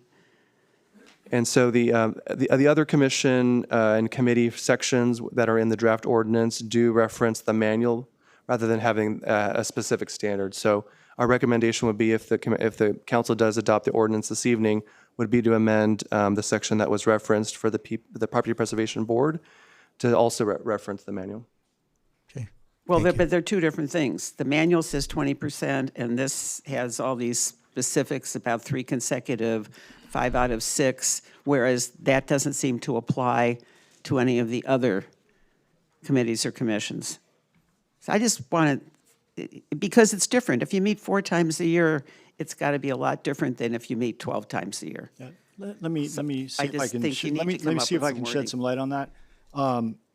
The BCC handbook, when we were amending the code here, we did notice that there were some inconsistencies between the code, just like Ms. Spitzer mentioned, where it would be potentially, if you missed one meeting, you'd potentially be expelled from the commission for excessive absences. Our proposal here tonight is to amend the code as you see it here tonight, and then we could go back and make some administrative corrections to the BCC handbook to bring it into kind of alignment with those issues. We didn't discover that conflict until we were already in the process of putting together a municipal code amendment. And so our proposal would be to accept these amendments this evening, and then we could go back and make some minor corrections to the BCC handbook to marry them together so that they would be in alignment. Okay. Can I just add, thank you very much. Cecilia, the Celia. time is up. Okay. And I think you should just not address that tonight and take it out of there and let Ryan work on it. thank you. All right. Anyone else like to speak on this item? Seeing none, I will close the public hearing item, bring it back for a council for action. I'll go ahead and make the motion to approve with the recommended changes as presented by staff I'll second that. and as identified earlier. Okay. We have a Second. motion and second.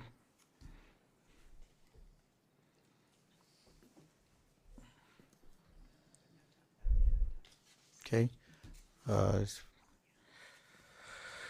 All right, next item is the item 9A. Prior to consideration of item 9A, it has been recommended by the city attorney that I recuse myself from the discussion and consideration of this item due to my ownership of property within one of the neighborhood being discussed. At this time, I will turn the proceeding over to the Mayor Pro Tem and I will exit the City Council chambers. Thank you, Mayor. I'll wait till you leave before we start.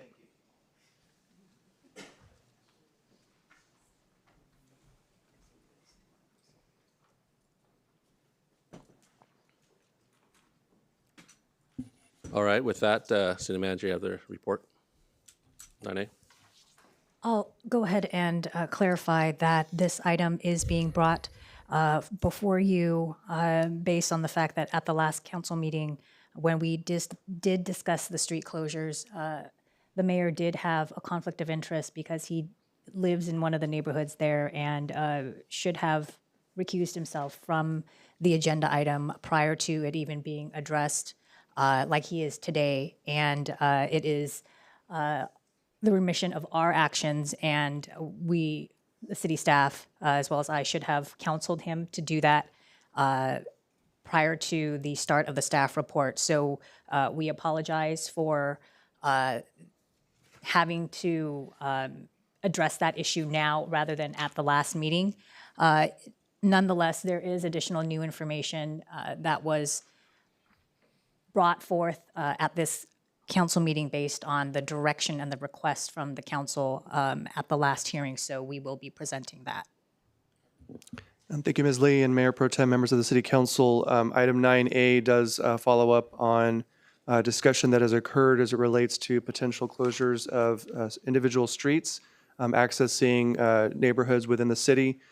We do have additional information to present this evening, and we have attached the original agenda report from the last meeting with the original information. The presentation this evening will begin with Public Safety Manager Daryl Evans, and he will begin with an overview of crime information, and then also Director of Public Works Alvin Papa will discuss specifics as it relates to potential closures. So with that, I'll defer to Mr. Evans. Can I please, can I? That's for a point of order, but go ahead. Yeah. Go ahead. Okay, my question is the council voted on an action. It was, I know, not unanimous on that course of action, but is it appropriate to reopen? I mean, I don't mind having more, comments from the residents, but since, there was action taken, there's really no question as to what's going to happen at this point, unless one of those that, voted in favor of it wants to reopen it.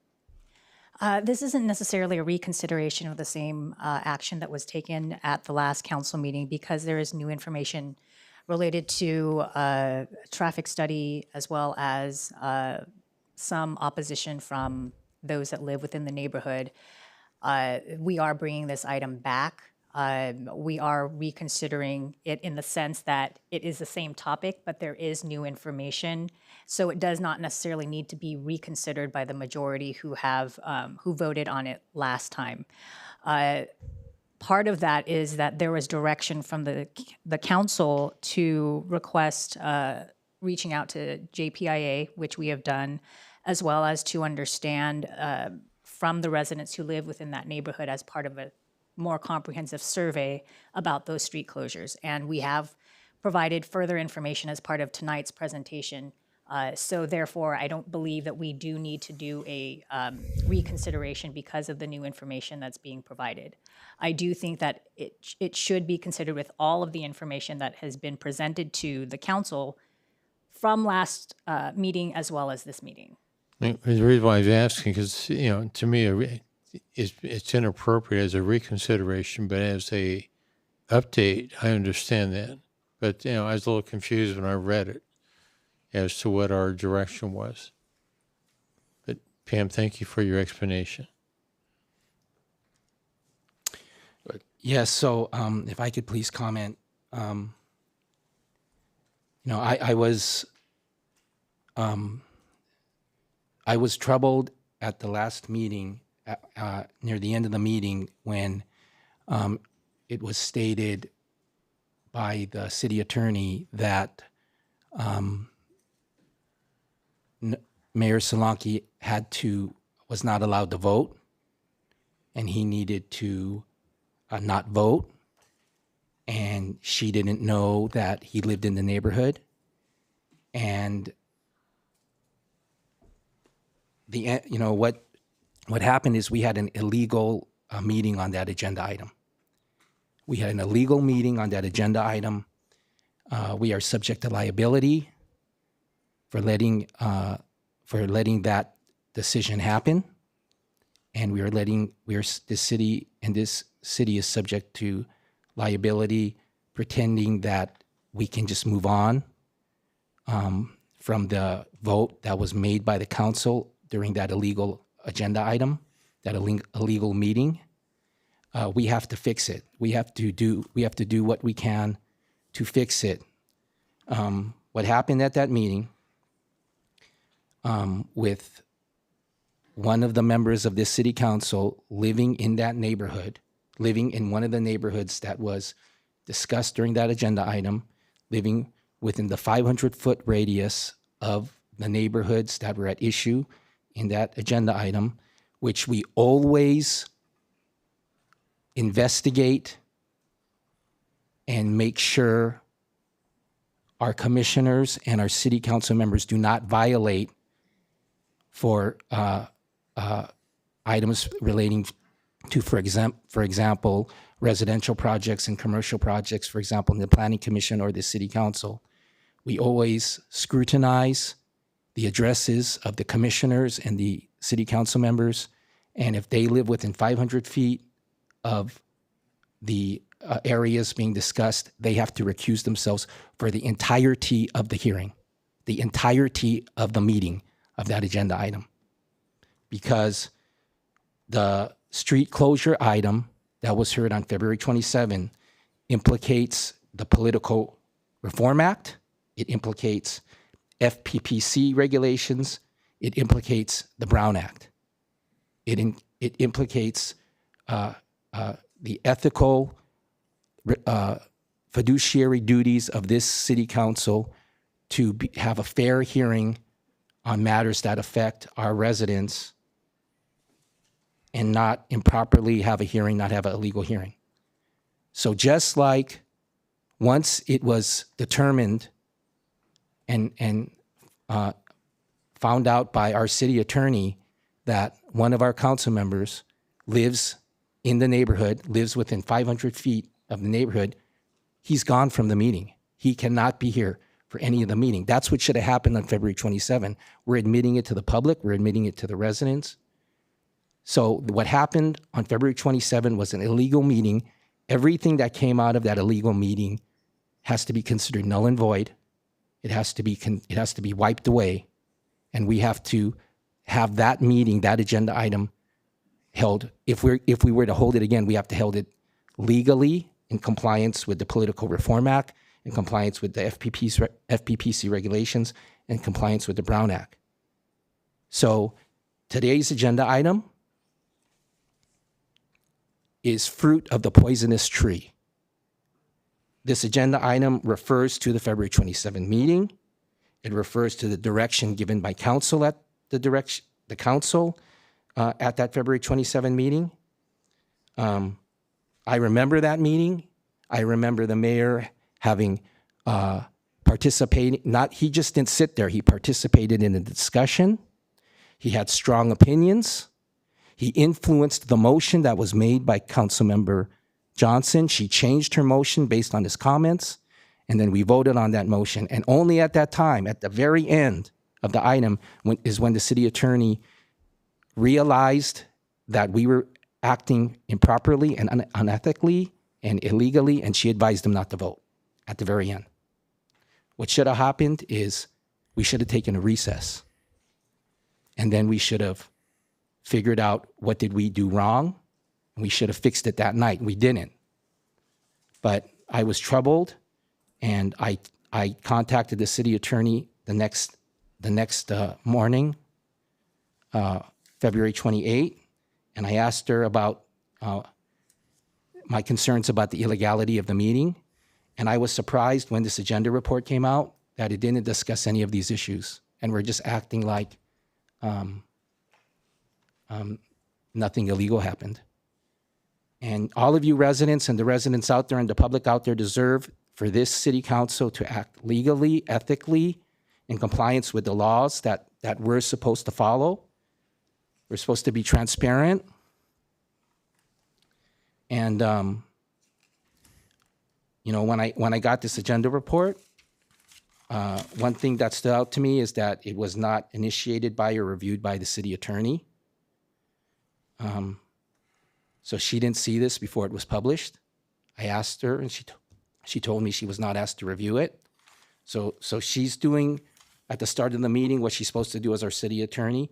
And when she sees something some legal action that needs to be taken by the city, she did it, and she told the mayor to recuse. She says she recommended the mayor to recuse himself. I think that he had to be recused. He had to recuse himself because we're facing liability if we have a legal meeting an illegal meeting. So what can happen is ever since that day, we've received multiple communications from Cerritos residents who are not happy with the decision of February 27. Any and all of those residents can sue us. Any of those residents can sue us, sue the city council, sue the city of Cerritos. And my opinion is based on the Political Reform Act and the FPPC regulations and the Brown Act. Those residents can successfully sue us and determine everything that happened on February 27 null and void. So we should just do the right thing. And, you know, I know that that was an illegal meeting. I know that the mayor should not have been sitting there at all. And everyone, all of staff and all of us know he was there for the entirety of the meeting illegally until the vote. And that's not good enough. I know that's not good enough. The city attorney knows that's not good enough. He shouldn't have been in the room. So today's agenda item is fruit of the poisonous tree. It is based upon that illegal meeting. It refers to the illegal meeting in the background. It talks about the direction from the city council that was given on the vote at that illegal meeting where I voted yes. And then all of these, everything else in this agenda report flows from that discussion and flows from that direction, which was illegal and should be null and void.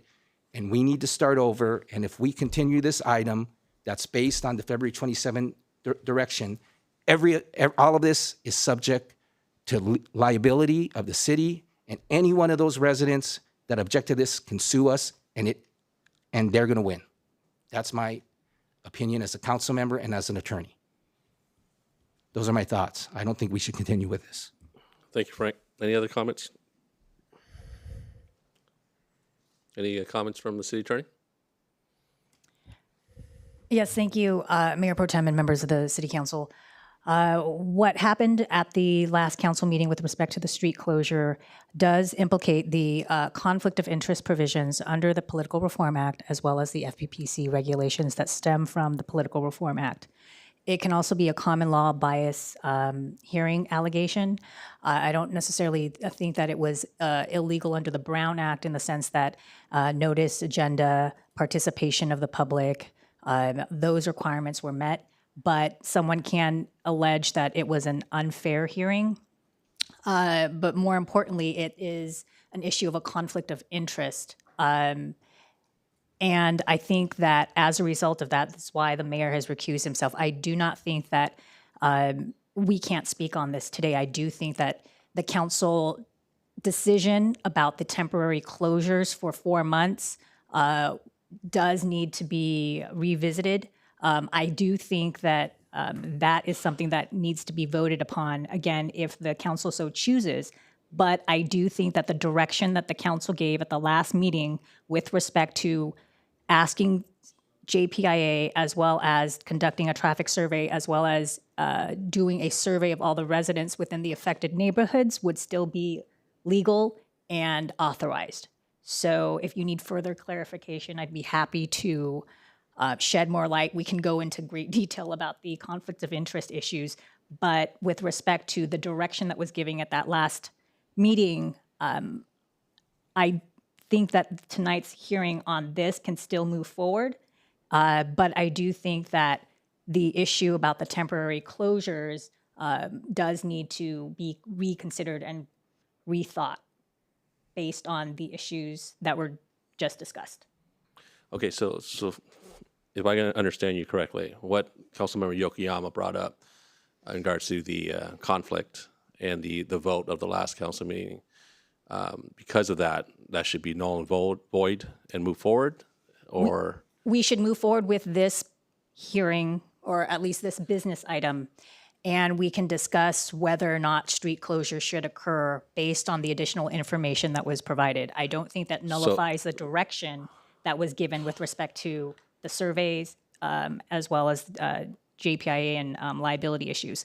But with respect to the approval for the 4-month temporary closure, that is off the table. Okay. That is the action that we would consider So undone. from my experience, from understanding this rule in regards to recusing yourself, if council members fail to do so, the consequences is to bring it back and revote appropriately.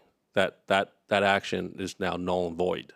If am I correct in that? Or because I've read articles, I've read situations where other council may make that issue come out, and when that's brought back to the let's say the district attorney, and the district attorney, their response is then you got to bring that back and revote that item.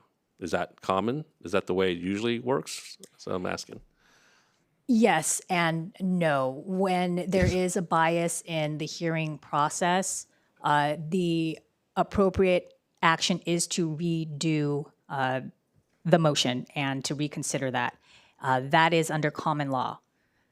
It is not necessarily a Brown Act violation where you need to erase all of the issues and all of the discussion and redo it that way. But it is a conflict of interest, and when you implicate a conflict of interest, it basically requires a recusal. And if you move forward, it would be a violation if you can find that the person voted and somehow was able to affect their own financial status. It hasn't been done here because no action has been taken with respect to improving or decreasing any property values or financial interest at this point. But bottom line, the appropriate thing to do would be to reconsider the actions that you might take today based on what we discussed last time. Thanks. So your legal advice is that we can still move forward with this agenda item and vote on it. Yes. But I listened to Councilmember Yokoyama. He brought some concerns that I also have those concerns. I just want to make sure moving forward that, so this is where I'm stuck. Is this a reconsideration because of that issue? Or is this a new action that we're considering? And so that's where I'm there. It's kind of blurry. It is blurry. Yes. So Correct. that's why I need to know, is this a reconsideration because of what happened last council meeting? So we have to reconsider it to, erase what happened, I guess? Let me say this. The action that was taken, the 4-month temporary street closure, the best way to move forward is to reconsider that. However, you can still consider the action of talking to JPIA, taking a comprehensive survey of the residents, as well as doing a traffic study. All those directions that were given at the prior meeting can still move forward. All right. So that's what I just wanted. So this is a reconsideration with updated information. Correct. Based on. And that's why it's both. Yes. Okay. Thank you. Any other comments or questions, Linda? Yes, I do. Thank you, Councilmember Yokoyama, for your comments. Since the February 27th meeting, we did receive correspondence from a few residents, which actually became concerning to me. And now also with what has happened with the mayor not recusing himself from the beginning of the meeting of the agenda item, that is now also of a concern to me. And I'm just afraid of opening up ourselves to liability. I personally think the proper way to move forward would just to consider everything that was done on February 27th null and void, and to move forward in the proper way. That would be my motion if there's an opportunity to make a motion. Let's go ahead. Oh, you got some more? Yes, please. And I think, and I think that the way to move with this properly is we have to give proper, clear notice to the public and to the residents of Cerritos that that what happened on February 27 was an illegal meeting, and we are going to have that public discussion again. And I can't see it happening tonight because what was agendized tonight is as if the closure is already going to happen. Review and consideration of information related to the planned closure of Bigelow Street and Spinnaker Street for public safety purposes. And that's different from February 27, when it was review and consideration of the potential closure of the neighborhoods. And again, this agenda report is based upon the staff preparing this agenda report without consultation with our attorney. Our attorney told me she did not review this agenda report. She should have reviewed this agenda report, because she and I talked about on February 28 how there was illegality at the meeting that had just happened the night before. When she brought it up at the end of the agenda item, the mayor has to cannot vote on this. She didn't realize it at the beginning of the agenda item or during the agenda item, but at some point when she realized. All right, Frank, you've mentioned that many times already. Okay. So is there anything new you want to add? Yeah, so my motion is we have to have we have to agendize what we heard on February 27 at the next meeting. Okay, thank you. Linda, you had something? And in your motion, if I can add a friendly amendment to your motion, that we go through the proper steps of doing the proper traffic studies as recommended by JPIA.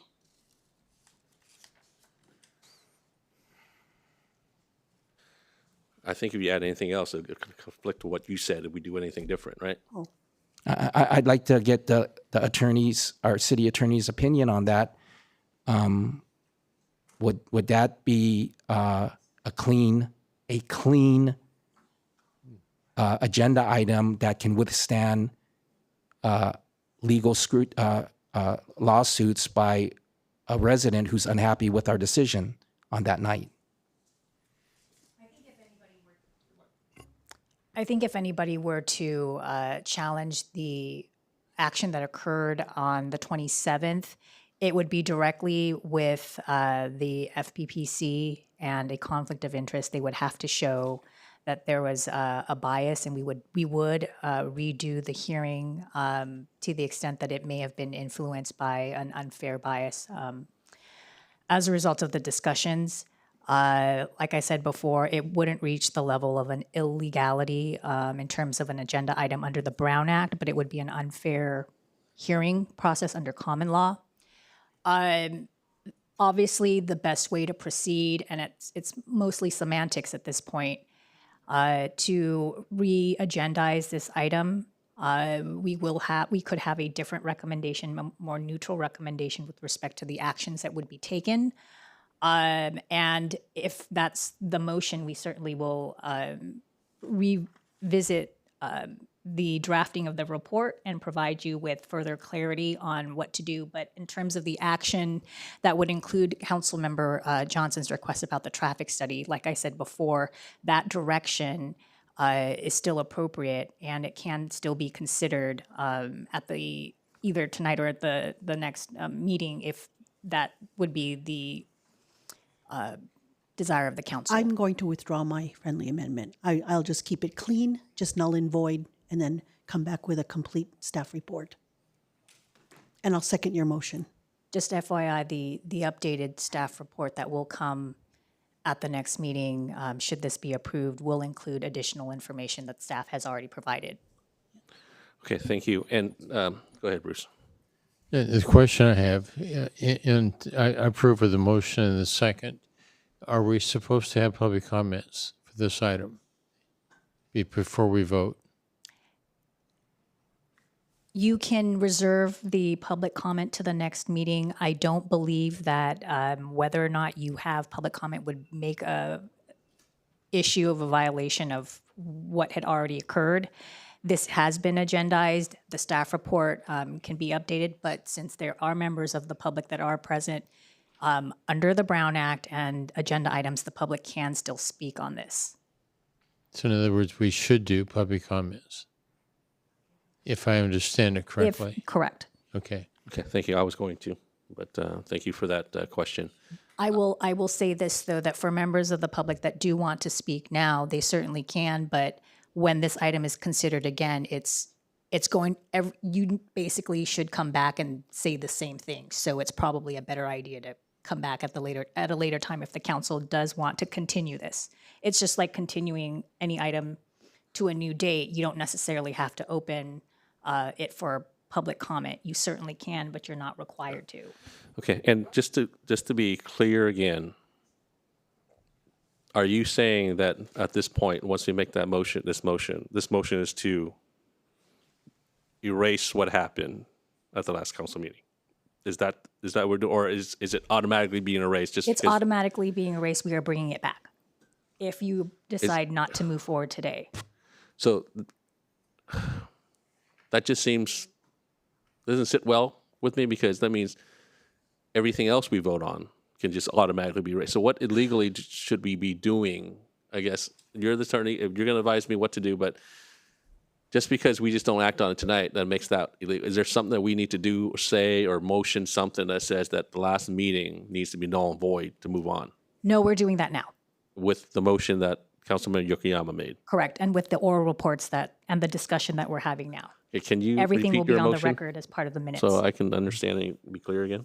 Frank? So I'm making a motion that item 9A from the February 27, 2025 City Council meeting be agendized for public hearing on our next City Council meeting. And I also add that the city attorney review the agenda report prior to it being published. And may I get clarification? Would that be the next regular meeting, i.e. March 27th? Yeah, the March 27 City Council meeting, our next regular City Council meeting. Okay. And that by that action, it erases the last vote that we had. Correct. Okay. All right. So that's the motion. You're seconding that? All right. Well, we can't make a motion because I'm going to open up public comments first before we act. Yeah, and when that time comes, you'll make that I look motion. forward to you doing that because the public's here, but you're going to include additional information that is available to the city, like the JPIA information, for example, in the agenda report for this item on March 27.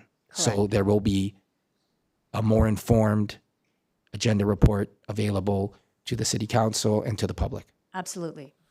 All right. Thank you. Thank you. Okay. With that, if there's no other comments or questions, I'm going to open up to public comments. Anybody who wishes to address the council on this item, please come up. If you've already signed up and if you change your mind, just let us know. But I'm going to call the names that are on here. If you do not want to come to speak now, I understand. Bruce Leach. Okay, thank you, Bruce. That's a no for him. Mel Cortez?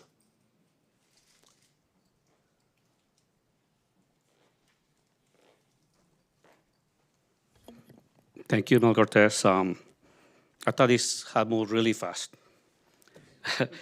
because February 1st, Mayor Pro Tem met with us. Then February 8th, Ms. Johnson. Then 27 it was on the agenda, and I was surprised that it happened so fast. Never seen something happen that fast at City Council. I had told my neighbors that the city will do a traffic study first, because that's what we heard first. Then a survey of the residents. Then after that, we will decide. So they were surprised too, and a couple were not happy because we thought that there will be a process. And I was happy with whatever decision came up, but I'm fine with it. I wanted to ask, it's not happening today, to separate the two tracks, because we had different issues. I think we started talking about this before or the other track started, and we had 3 entries, they had 2 entries. Back then, Mayor Solanke lived in that area, and he was voting, he couldn't vote for my side, even though he doesn't live on my tract. Well, guess what? The same thing will happen next time because Ms. Sofia said will be here, and she lives on my tract. So she will probably have to recruit herself too, so you'll be aware of that. So we'll wait until then, but I'm not sure if it's possible to do two different votes because it wouldn't be fair for Ms. Say not to be part not to be part of their vote if they had nothing to do with them. As Mr. Solanke was part of theirs, but not of mine. So I think it will be better to do two separate votes. We have 3 entries, they have 2 different issues. Also, when people contact you, they live on the Liberty Park side or the Morning Sun area? That way you could know how people feel about the issue. I saw that it could cost up to $85,000, so I was gonna make an offer today, but I'll wait until next time. Just give us 20% and we'll start our own cameras. All right, thank you. Thank you. Next to speak is, Okay, just make a quick comment. yeah, go ahead. Yes, actually, I think Mel brought up a good point. If we can bifurcate the 2 locations, they are 2 different issues. We can do that when we bring it back to Okay, council. thank you. So the public can keep on. Can we have Sierra Jassiewicz? Did I say that right?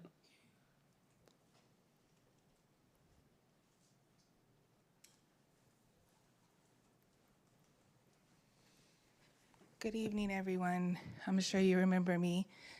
My family and I live in the Crossdale area, and our home has been burglarized 4 times, most recently January 28th. Tonight I brought my 2 younger sisters, who I mentioned last time, because they still have nightmares at night that we're still trying to get through. The level of trauma, the fact that they don't feel safe in their own home. I see the efforts that are being made.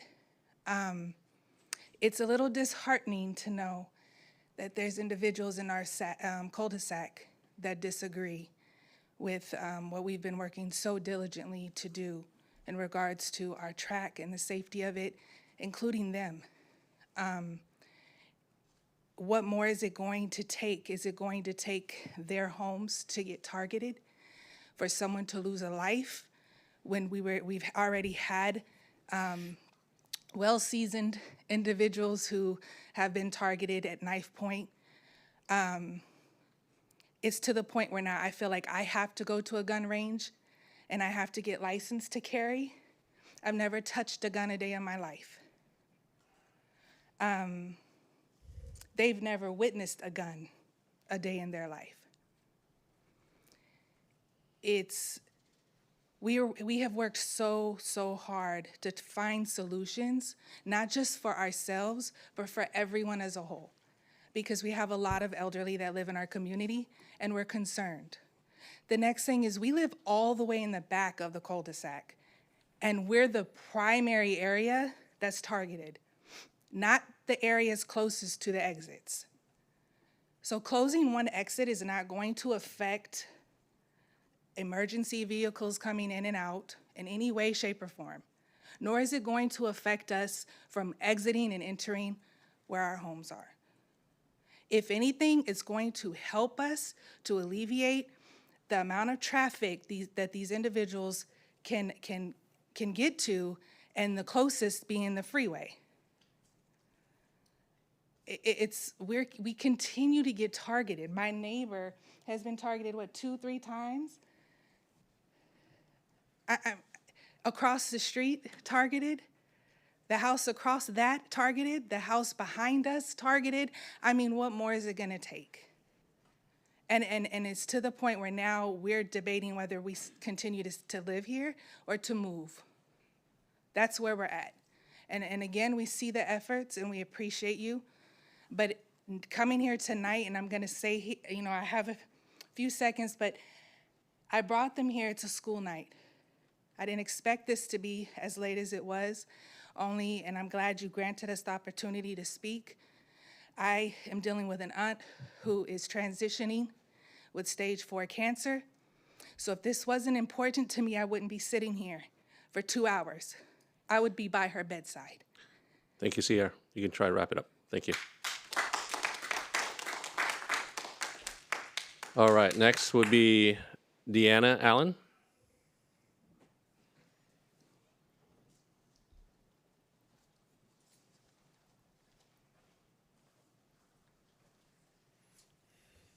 Hello again. Thank you for letting me speak on this matter. First of all, I'm going to respectfully ask that you verify the addresses of the opposing emails that you're receiving. It's been suggested to me that some of the people sending them to you might not even live in our tract, and it would not affect their personal safety. My husband has been in that house since 1969. Him and I both have different views on this. He's not a huge fan either, due to the traffic concerns. But I feel that desperate times call for desperate measures. I would like to give it a try. The pictures that I presented to you guys earlier represent the burglaries just in our little area, and I'm not sure if our opposing neighbors are fully aware of just how many there have been. At the same time, the last thing that I would want is for harm to come to any of our sweet little neighbors in the case of an emergency. I would not want that. So I would like the council to seriously consider the traffic study. Additionally, I disagree that adding planters or K-rail should cost $85,000, even with 5,000 PSI concrete. Like, where did that number come from? To me, it's just ridiculous. You need to start looking for more bids. That's all I have. Thank you. Thank you. All right, next I have I'm sorry if I don't say that. Boudreau? Sorry, Boudreau, I'm sorry.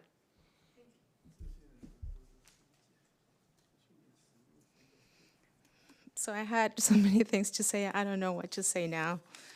But just to, yes, we have been asking for a trial. Close it for a trial. I have heard you bring up safety lawsuits and this and opposition from other neighbors. But like my neighbor just said, desperate measures, desperate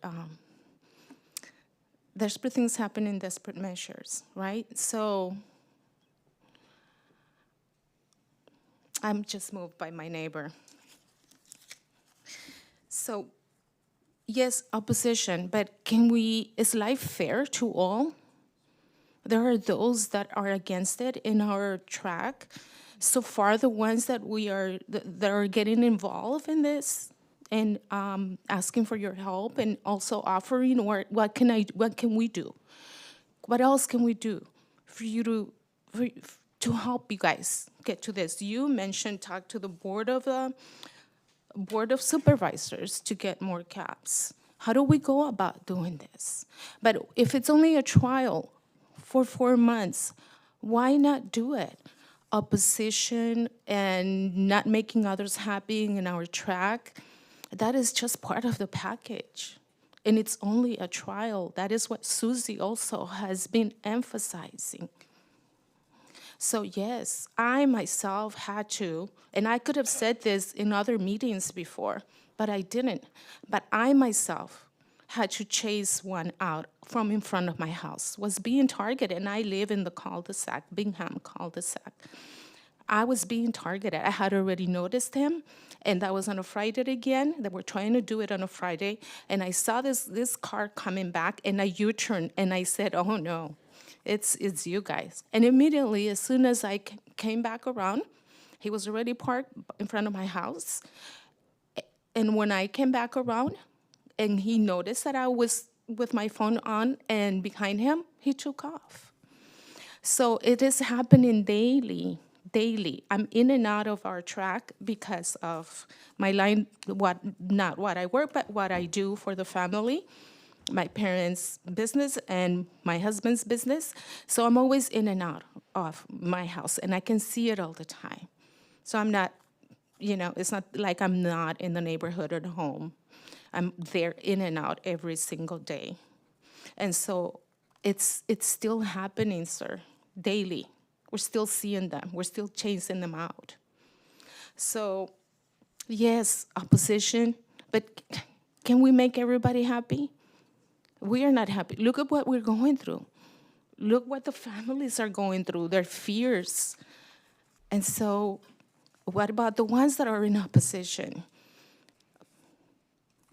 We have to wait, right? It's a matter of weighing this. All right, thank you for your comments. Appreciate you coming out. All right, so the only person that's on here is that didn't want to talk, so I want to make sure, Bruce, you still do not want to talk? Okay. Anybody else in the audience that did not input their name that would like to address the council before I close public comments? Anybody? Going once, twice? All right. Public comments is now closed. Bring it back to council. So now I would entertain any motion or any more discussion. Can I amend my motion to make it 2 completely separate agenda items dealing with the 2 separate residential neighborhoods? Do you?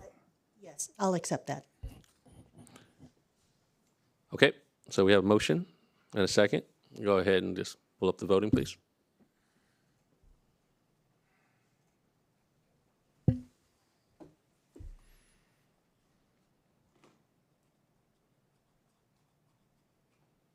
If you're waiting for Naresh, it's not going to work because he's not here. There you go.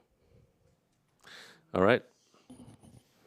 So the vote passes with 4 and 1 person recused. All right. Since we're done with that, can we bring the mayor back in, please?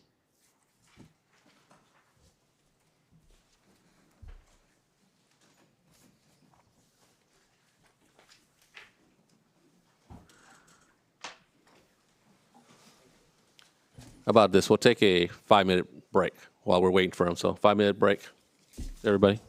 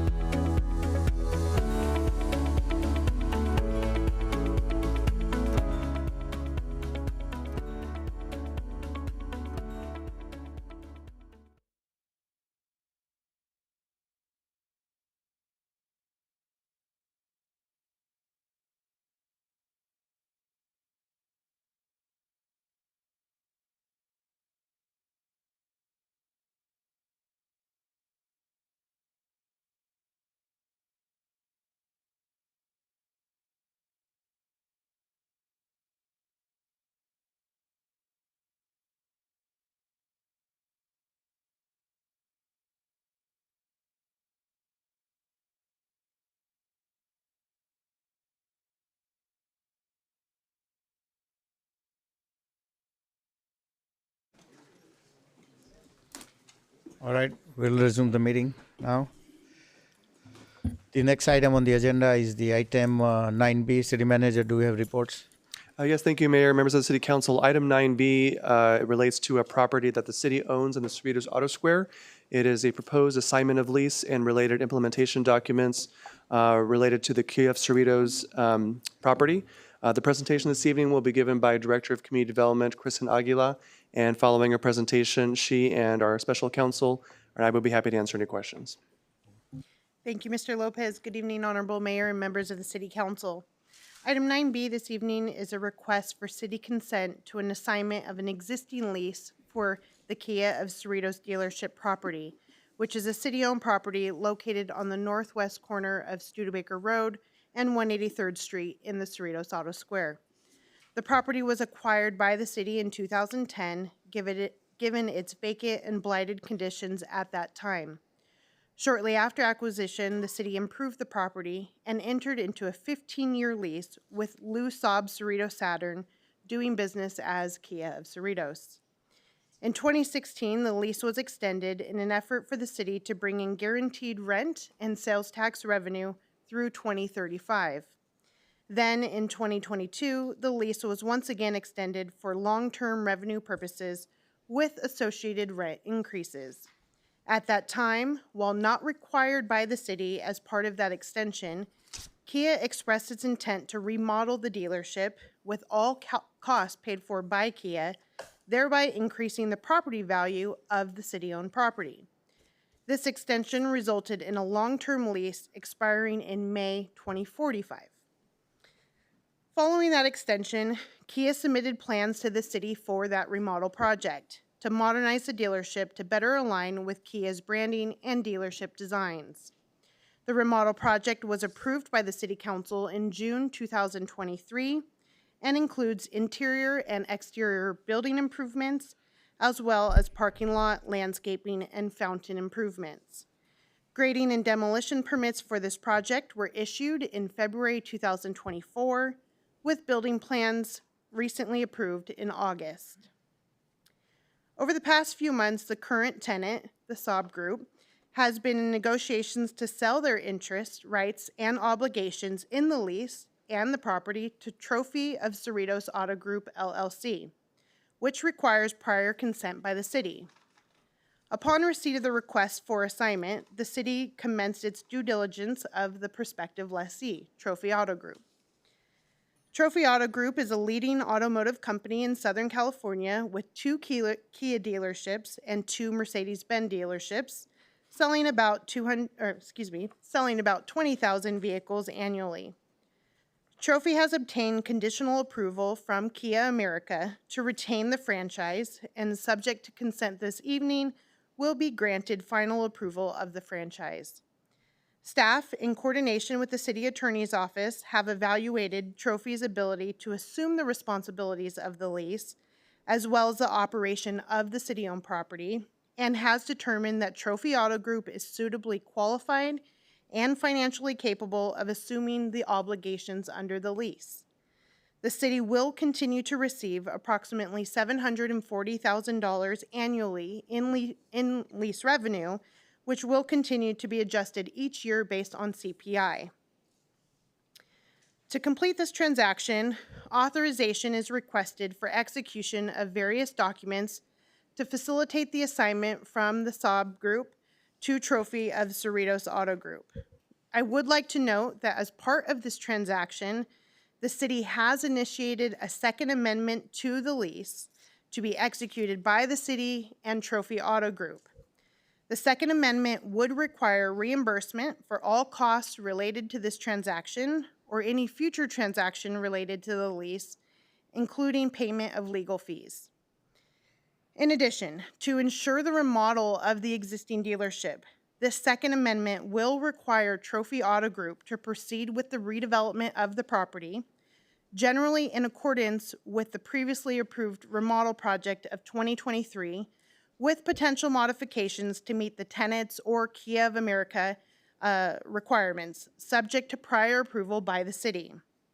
Pursuant to the amendment and subject to force majeure extensions of project schedule no greater than 6 months, Trophy will be required to submit building plans to the city no later than March 2026, with construction commencing no later than July 2026, and project completion on or before June 2028. Consent for the assignment of the lease with the execution of the Second Amendment will continue the city's ability to generate long-term lease and sales tax revenue while ensuring that the city-owned property is remodeled in the near future. At this time, it is recommended that the City Council discuss the proposed assignment transaction and the Second Amendment and authorize the city manager or his designee to execute the documents to facilitate the city's consent of the lease transfer and the Second Amendment to the lease. In the audience this evening are representatives from both LUSAB and Trophy Auto Group. At this time, Mr. Lopez, Special Counsel Dennis Roy, and myself are available to answer any questions you may have. Thank you. Thank you, Kristen, for the report. Do we have any questions from the council? Bruce? Have both parties agreed to the Second Amendment? Yes, thank you, Councilman Barros. Both parties, LUSAB as well as Trophy Auto Group, have reviewed and agreed to the terms of the Second Amendment to lease. Thank you. Okay. Frank? Question? No? Yes, please. So we've discussed this this plan that the project be developed in accordance with the previous project approval under Precise Plan 88-5 2023 amendment. We discussed this when it was first brought up, when the seller asked for the 10-year extension back in 2022. Okay? So this, now that we're here today to hear this agenda item, we are able to have this Second Amendment to premises lease in compliance with all applicable laws. That is correct, Councilman Yokoyama. Okay, thank you. Thank you.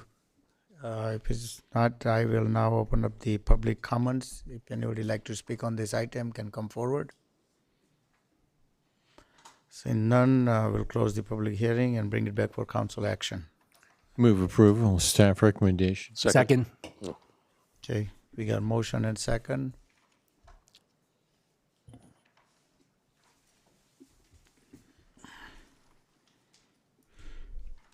Okay, congratulations. All right. Okay. The next item is the item 10, legislative item. City manager, do we have any reports? Thank you, Mayor. We do not have any items to report under item 10. Okay. 11, anything to report? I don't have any items to report under 11A this evening, sir. Okay.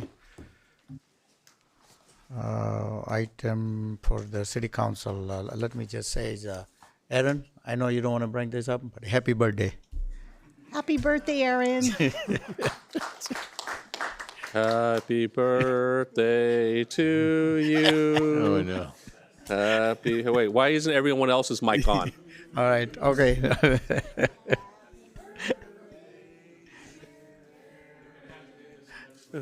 Yeah. Happy birthday. I didn't know your Only- face can turn that red. All right, so I'll start comment from the Frank. Council comments? Okay, thank you. I just want to congratulate and thank the hardworking city clerk's office. In this room, I see Kimberly and I see Cindy. Thank you for a job that's 99% done, right? 99% done. Like you said in your verbal report, you have about 20-something ballots left to verify and tally. And March 4, 2025, was a good day for the city clerk's office. You had a great running in-person voting system, and it was democracy in action. Thank you to the city clerk's office, city clerk Cindy, and thank you, Kimberly. Okay, and then I was honored to attend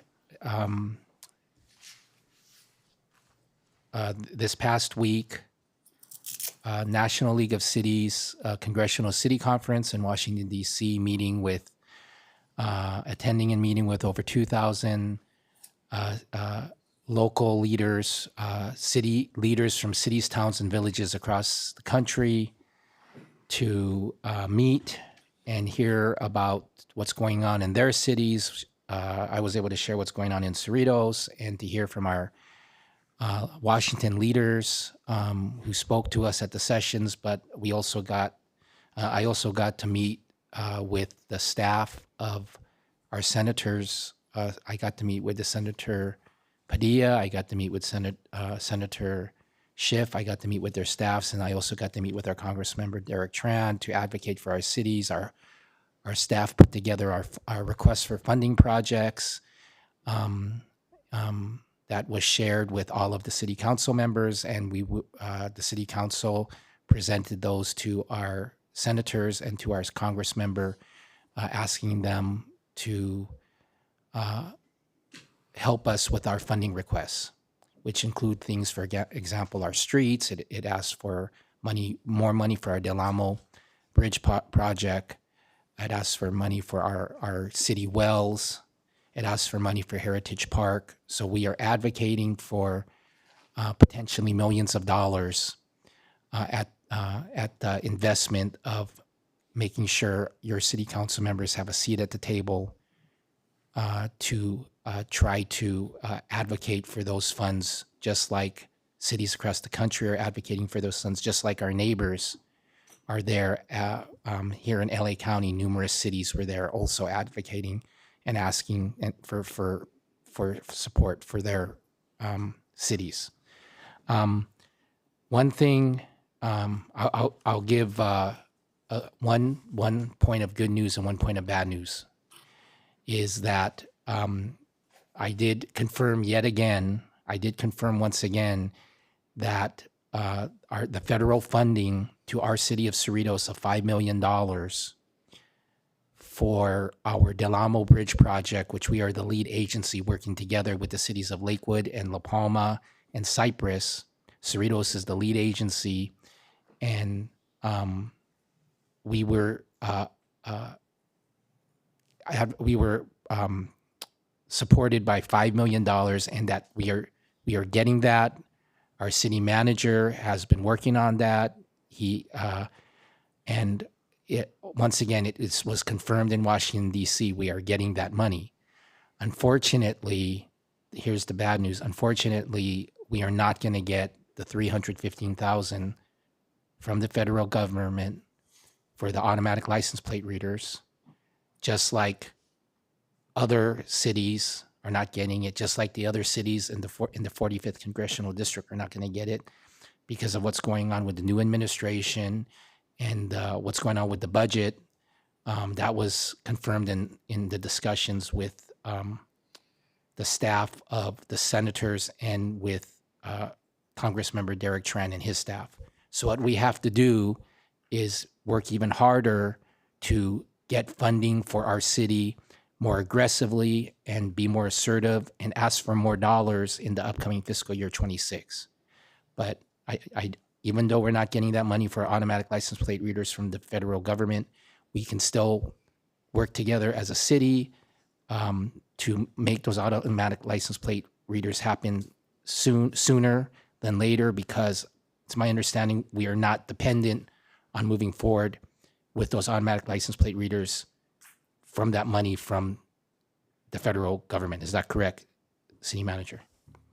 That's correct. We'll be coming forward with a budget proposal to include those, irregardless of the federal funding. Okay, great. So I'm very happy to hear that. And let's work together, the City Council, with you on our ask from the federal government for the fiscal year 26. And that's my report. Thank you. Thank you, Bruce. Oh, I'm sorry, Linda. Okay, Bruce. It may be too early to congratulate the voters since we're not certifying that until next week, but with only 20 votes to go, nothing's going to change. So I want to offer my congratulations to the three. And at the same time, for three of us, this is our final meeting. And I know our comments will come out next week.